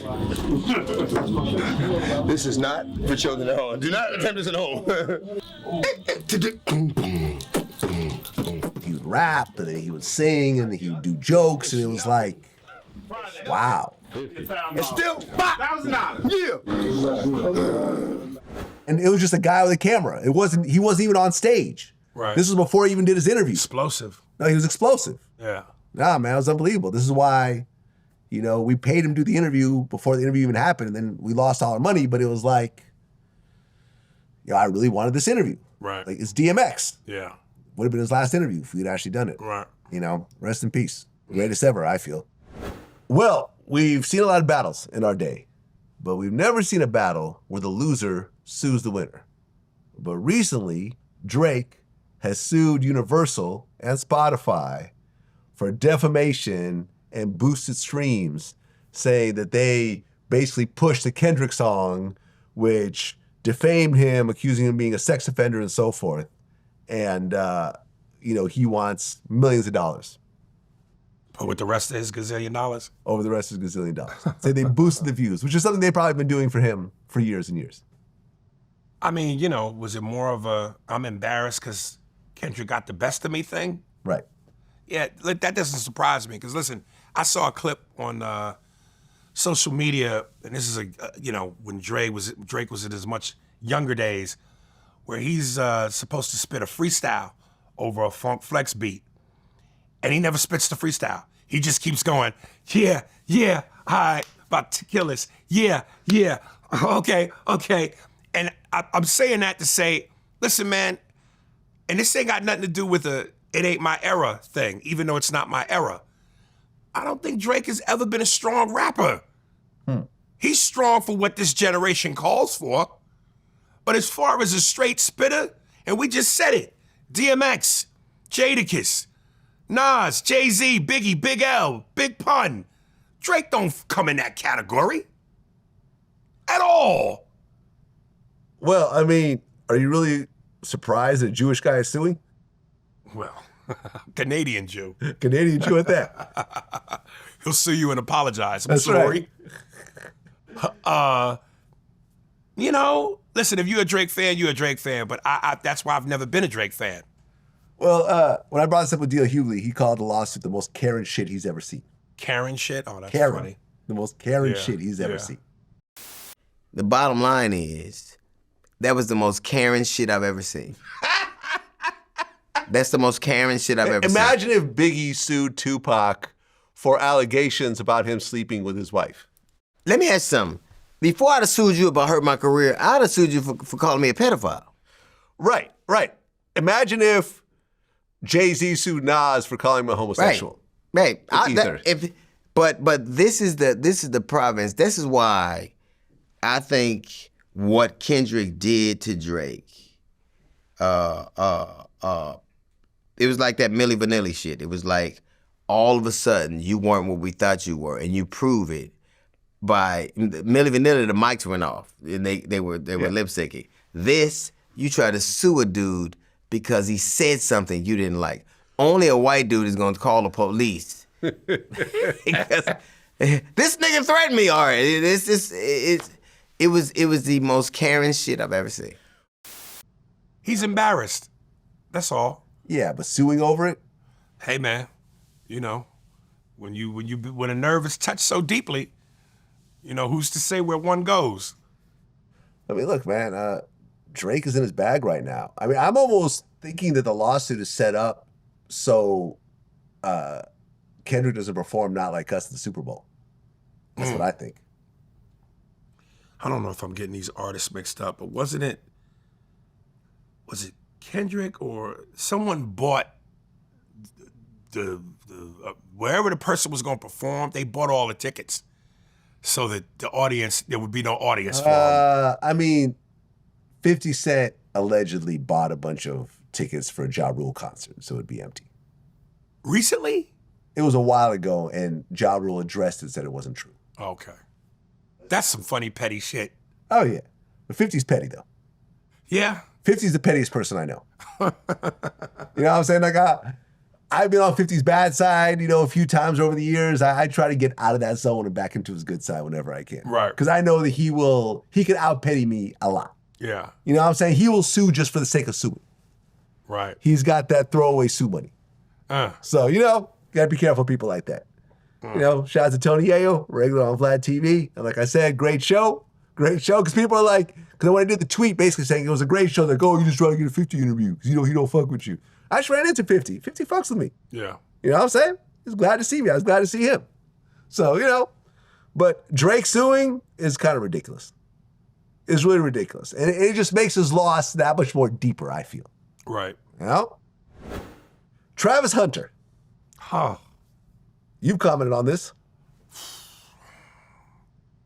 Listen, man, I don't want to add to the pile on, but obviously anybody that's followed this story knows that based on these circumstances, he's being called simp of the year, a sucker.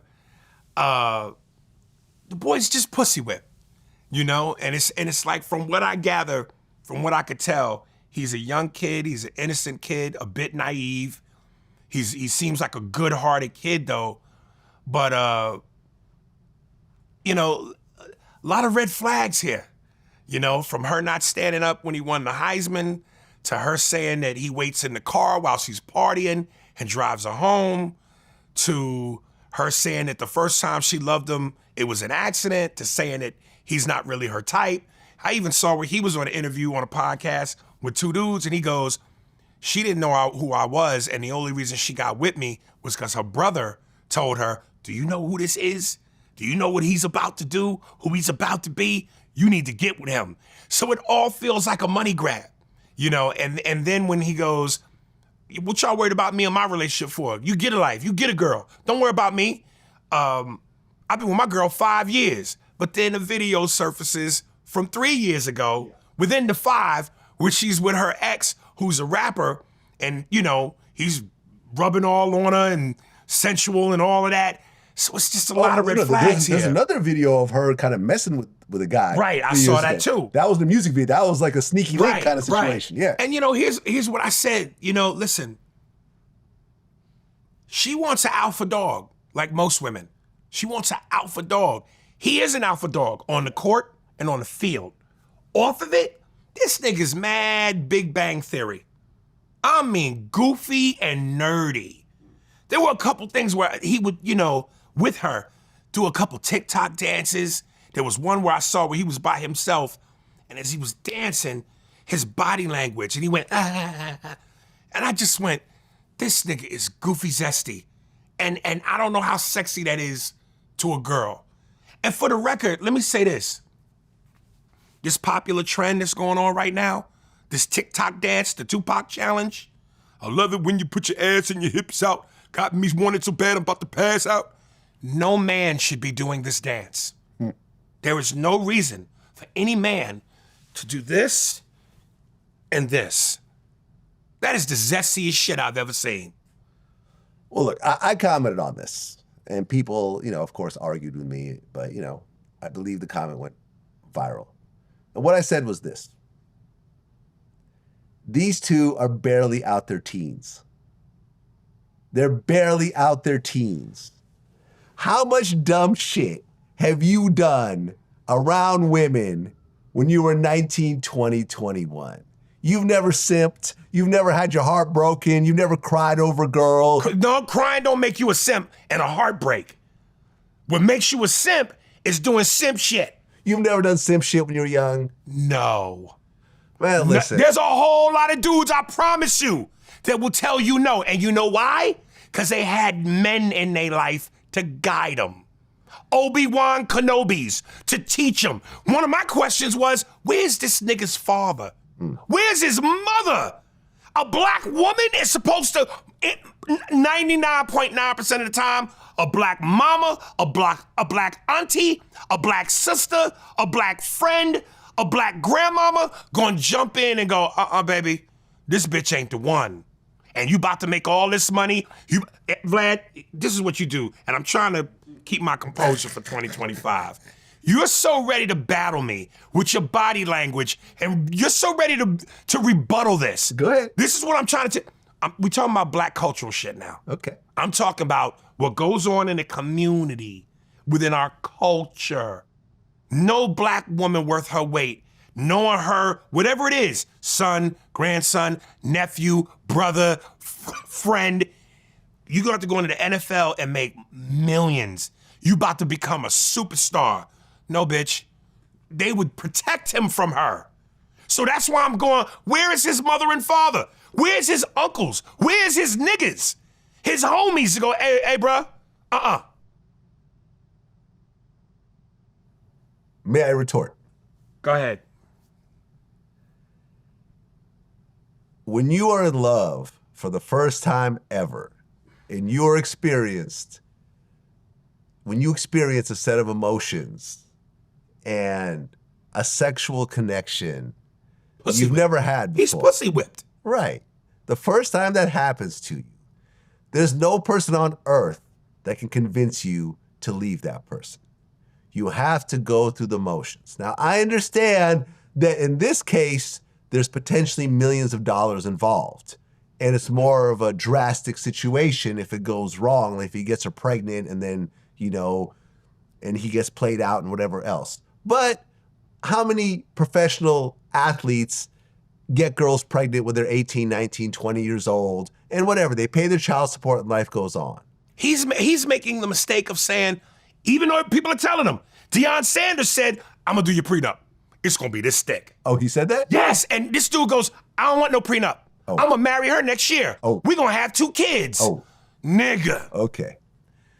Let me say this. 60% of marriages fail. 60%. Poor, rich, black, white, Indian, Latino, Spanish, I don't care. 60% of marriages fail across the board. So if you don't get a prenup, you're an idiot. Doesn't matter who you are. That's why I'm telling you, look, heartbreak, we've all been there. There's nothing wrong with that. Don't make you a simp if you get your heart broken and you cry. Now, not wanting a prenup, wanting to marry her, wanting to have babies with her, and you ain't even signed your first contract yet. That's crazy. Waiting in the car while she's in the club dancing, and you're waiting in the car? And listen, he don't drink, he don't smoke. If that's not his scene, I get that. But you could go in the club and wait. You're gonna be in the car listening to music, be in the club and listen to music. Why are you in the car, nigga? Look, man, we all gotta go through our mistakes. These are not 35-year-olds that have been through multiple relationships that understand the nuances and the ebbs and flows of how things go. We've all been played out by women. I've been played out by women. You've been played out by women. Not played out.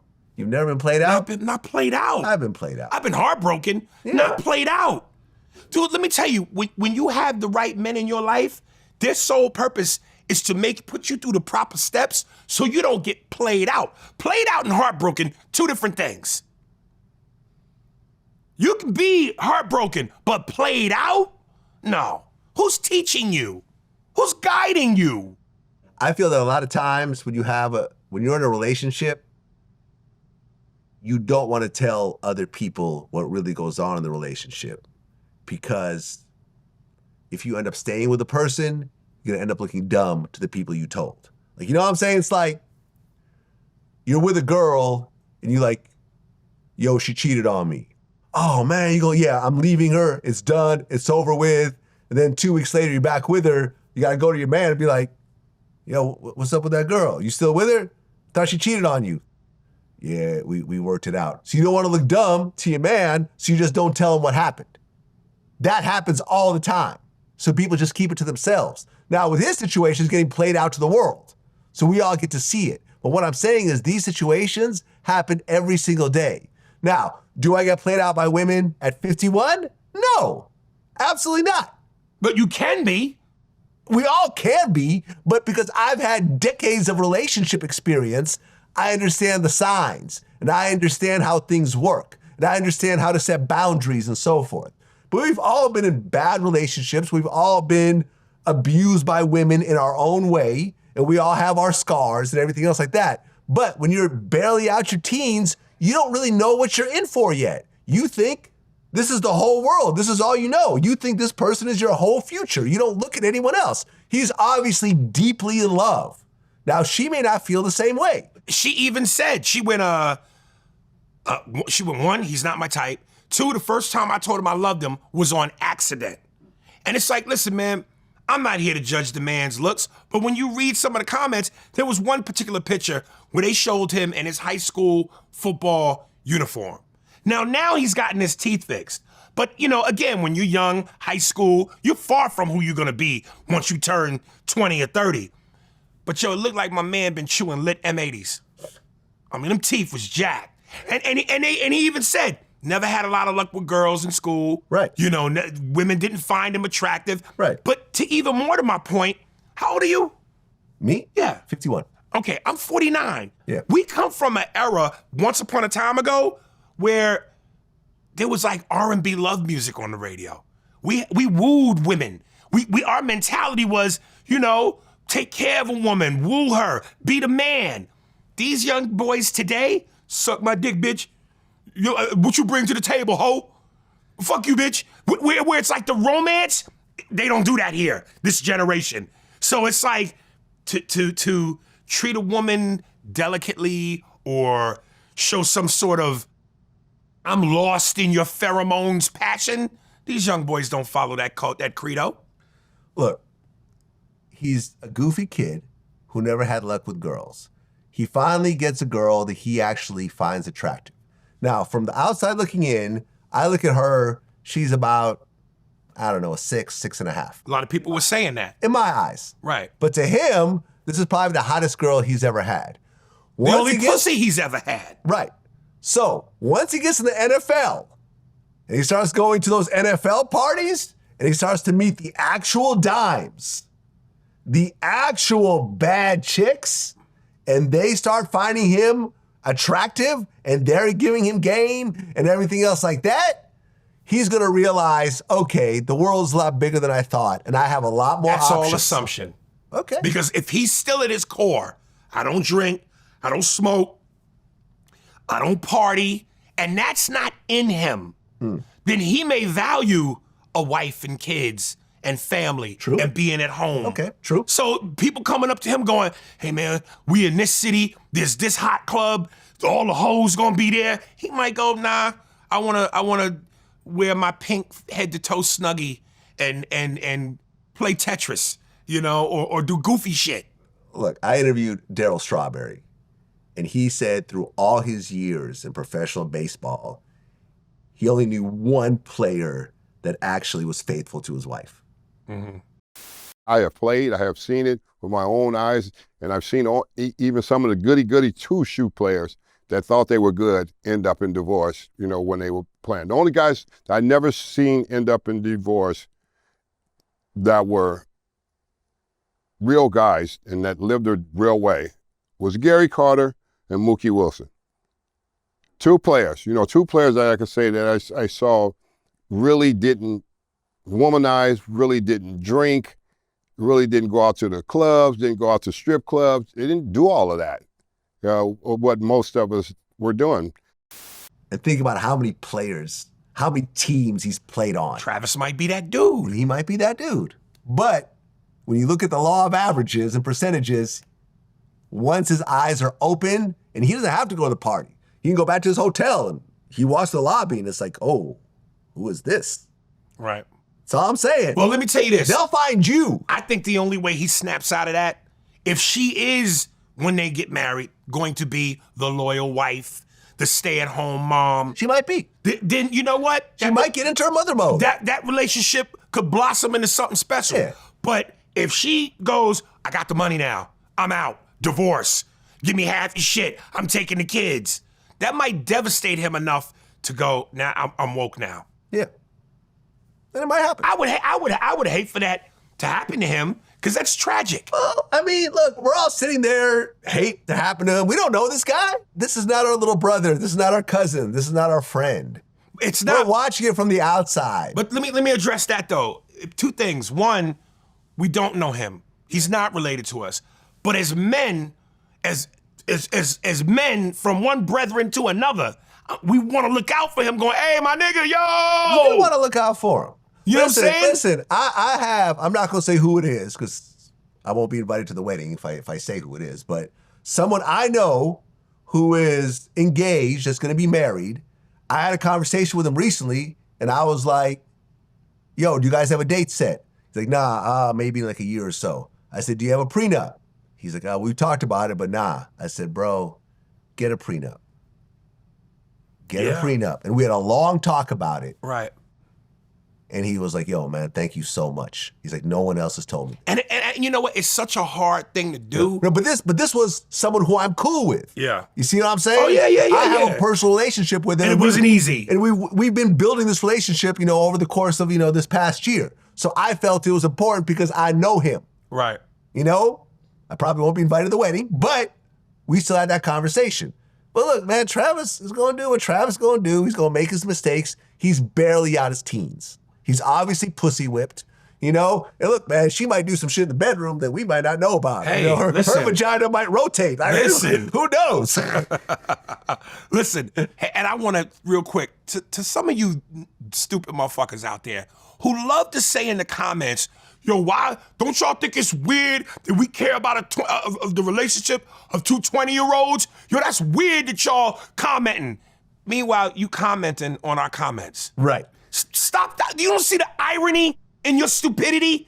It's social media. It is a platform specifically designed for people to talk shit based on what they see. Yep. So I hate when people go, yeah, why y'all care so much? Nigga, you care. Right.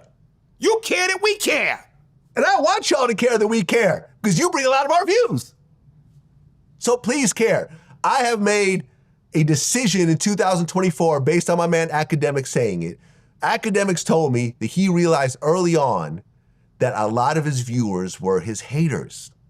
So he's always embraced his haters. Right. And I realized, oh man, for all these years, I've been blocking my haters and everything else like that. I've lost out on money by doing that. Now, I don't block anybody. If you're my hater, come on and see these videos. Come see my tweets. Come see my Instagram posts. If your comment is hidden, I'll unhide it. Right. I'll respond to you. I want that energy. Bring it on. You know what's funny? I just did a gig in Fort Wayne, Indiana, and I had my videographer with me on the road. And cute little black chick, she goes, oh my God, Aries. I was like, why you bring Vlad with you? Because he looks like you. Y'all favor. And she was like, I was like, no, that's my videographer. She goes, I was like, oh my God, Aries brought Vlad to the show. And I was like, nah. Well, I recently interviewed Capone, and your name came up. Capone from the Drink Champs? No, Capone Lee, the comedian, the gangster of comedy. I don't know who that is. Oh, Capone, okay. Right. So this is what Capone had to say. Something negative? No, not exactly negative, but I'll play it for you. Now, before you play it, yes. This is very important. Okay. I don't know him personally. Okay. I've never met him. Well, not exactly according to him. Oh, Jesus. Nothing bad to say. I met Aries twice, and it was in front of Caroline's. Me, I said what's up to him. He didn't say nothing back. Really? Yeah, he didn't say anything back and just left it alone. The next time I met him, he said, man, good show. And it was just weird to me. Like I always loved his comedy. I loved his impressions. I loved everything about him. And he represents you know, where he's from real good. But that threw me off. I don't recall that. Because my whole thing is this. If you straight up look me in my eyes and say hello to me, I'm going to say hello back. Now, if you say it to me a certain kind of way, disrespectfully, not hello, but say something to me disrespectfully or sideways, then you're gonna get a different reaction. But if you straight up look me in my face and go, yo, what's up? I'm gonna say, what's up? So I don't recall that. I don't recall that. From what it sounds like to me, because he didn't diss you, right? This sounds like the same vibe as Aries is arrogant, he's cocky. And again, in my younger days, as he said, the Caroline days, when I came up through New York and New Jersey, yes, I had a certain arrogance about myself or bravado, because I was a loner. I didn't embrace nobody because nobody really embraced me. They really couldn't because I was doing stand-up at 14, 15, and 16. So I couldn't hang out in the clubs with everybody else. I had to come in with my mom, do my set, hang out in a separate room away from everybody else, couldn't be near the bar, and do my shit and bounce because I had a math test the next day. I was the Spider-Man of comedians. I was Peter Parker. Had algebra the next day. But, you know, so in that youth, that energy, and imagine you're a kid who, you know, school by day, clubs by night, going, performing with some of the biggest names, some of the hard hitters of that time, Bill Bellamy and others, and you destroying on stage. You're somebody away from school, because at school I wasn't shit. But at night, when I put the Spider-Man outfit on, I was the dude. So yeah, I'm making a little bit of money. Yeah. But I never was flat out just rude. Never. Bill Bellamy is my guy. Bill will vouch for me. He'll tell you. Nah, yo. And I'm not saying Capone did, because I'd never met him. I don't know him.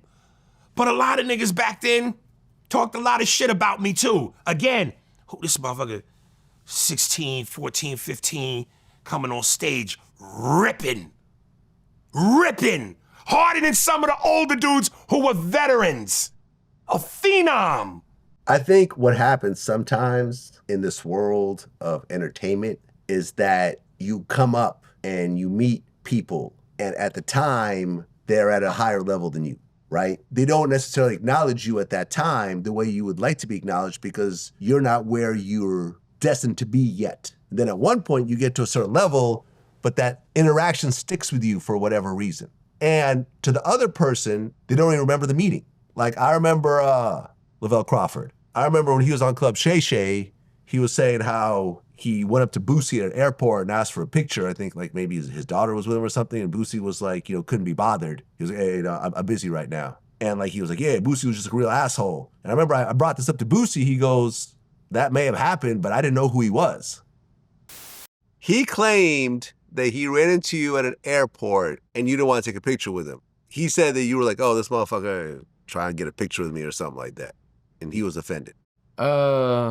I think I remember his face, bro, but, you know, then you know the way he looked, that nigga don't look like no celebrity, you know, like. It's a random fat dude. I'm getting off the plane, I got diabetes, I got a piss. Huh. Then I'm on the phone, nigga, I'm on the phone probably with all kind of shit, lawyers, baby mamas. Like, nigga, I ain't got time to take him no picture right now, like, you know, that's me. But anybody else, you catch me, I take a picture, but, you know, I just feel like everybody gotta, you know, respect somebody's time. If I'm supposed to look up and, you ain't motherfucking, I mean, I'm taking care of business. I'm probably on some shit arguing. I'm putting down over here. I got pool party shit going. Nigga, my phone jumping. And I'm fresh off the plane. Cold in my motherfucking eye, probably. Looking crazy. Been up 2-3 days. Shit, he probably right. But, you know, looking at him, you know, you had comedians all in my motherfucking DM. like I'm just shitting on comedians. Hell nah, man. I love comedians. So you just didn't recognize him? Nah. And to be fair... And I respect celebrities who got other celebrity status. Yeah. I see niggas, man, let's flick it up. I don't know you. You know, I mean, you know, you gotta make everybody don't get them. That's just how life is, bro. Like, I'm trying to take care of business with my family. It's something important. I'm on the phone fresh out after I get off the plane. That mean I was thinking about everything I'm finna talk on this bitch when I get off the plane. So this is not a good time. You know what I'm saying? He wasn't Bill Cosby. Like, you know, I didn't recognize him. Time out, though. He don't have to be Bill Cosby for you to give him what you would give Bill Cosby. I understand that, but like... If he was legitimately busy... Yeah. Then he might have been on... And that's what Boosie was saying. He might have been on the phone with a situation. I think I remember that, but I was really busy at the time. Okay, but don't say, I don't know who you are. Because most of the people that are going to approach you, they know who you are. You don't know who they are. You don't know who they are. Exactly. Now, see, I've always been extra nice to every single person who's ever approached me and asked me for a photo. Right. Because I just feel like, you know, I feel lucky to even be in a position where someone asked me for a photo. You know, I never thought I'd be here in my life right now. So the fact that someone... You know, I was just in Vegas and literally a dozen people a day as I'm walking around ask me for photos and so forth and tell me how much they love, you know, the videos and so forth. So I just feel like I've never done that to anybody regardless of how busy I am. You know, if I'm eating and someone approaches me, I'll be like, hey, let me just finish my meal and I got you. You know what I'm saying? Let me, you know. You don't respond like Billy Bob Thornton in Bad Santa. I'm on my fucking lunch break. No. And have lettuce shoot out your mouth. No, man, but like, look, I mean, we're all people, we're all busy. For him to say that I met him twice and these were my interactions, and for you to say, and I know you and I know how your reactions are, for you to say, I've never met him, both could be true. You see what I'm saying? Right. You legitimately seem like you don't remember the interaction. At all. And he legitimately does remember those interactions. You see what I'm saying? So both you guys are right. Let me switch gears for a second, but on the same vein. You know how I feel about Michael Jordan. I'm a fanatic. Right. And I remember when I heard that Chameleonaire story. Yeah. And I know so many dudes. We made a cartoon out of that story. Okay. Actually. Well, I know a lot of dudes in the NBA. I'm cool with a lot of dudes in the NBA. And I would ask the same question. Yo, what's MJ like for real? And they all go, man, cool as a motherfucker. But then I've heard a few horror stories.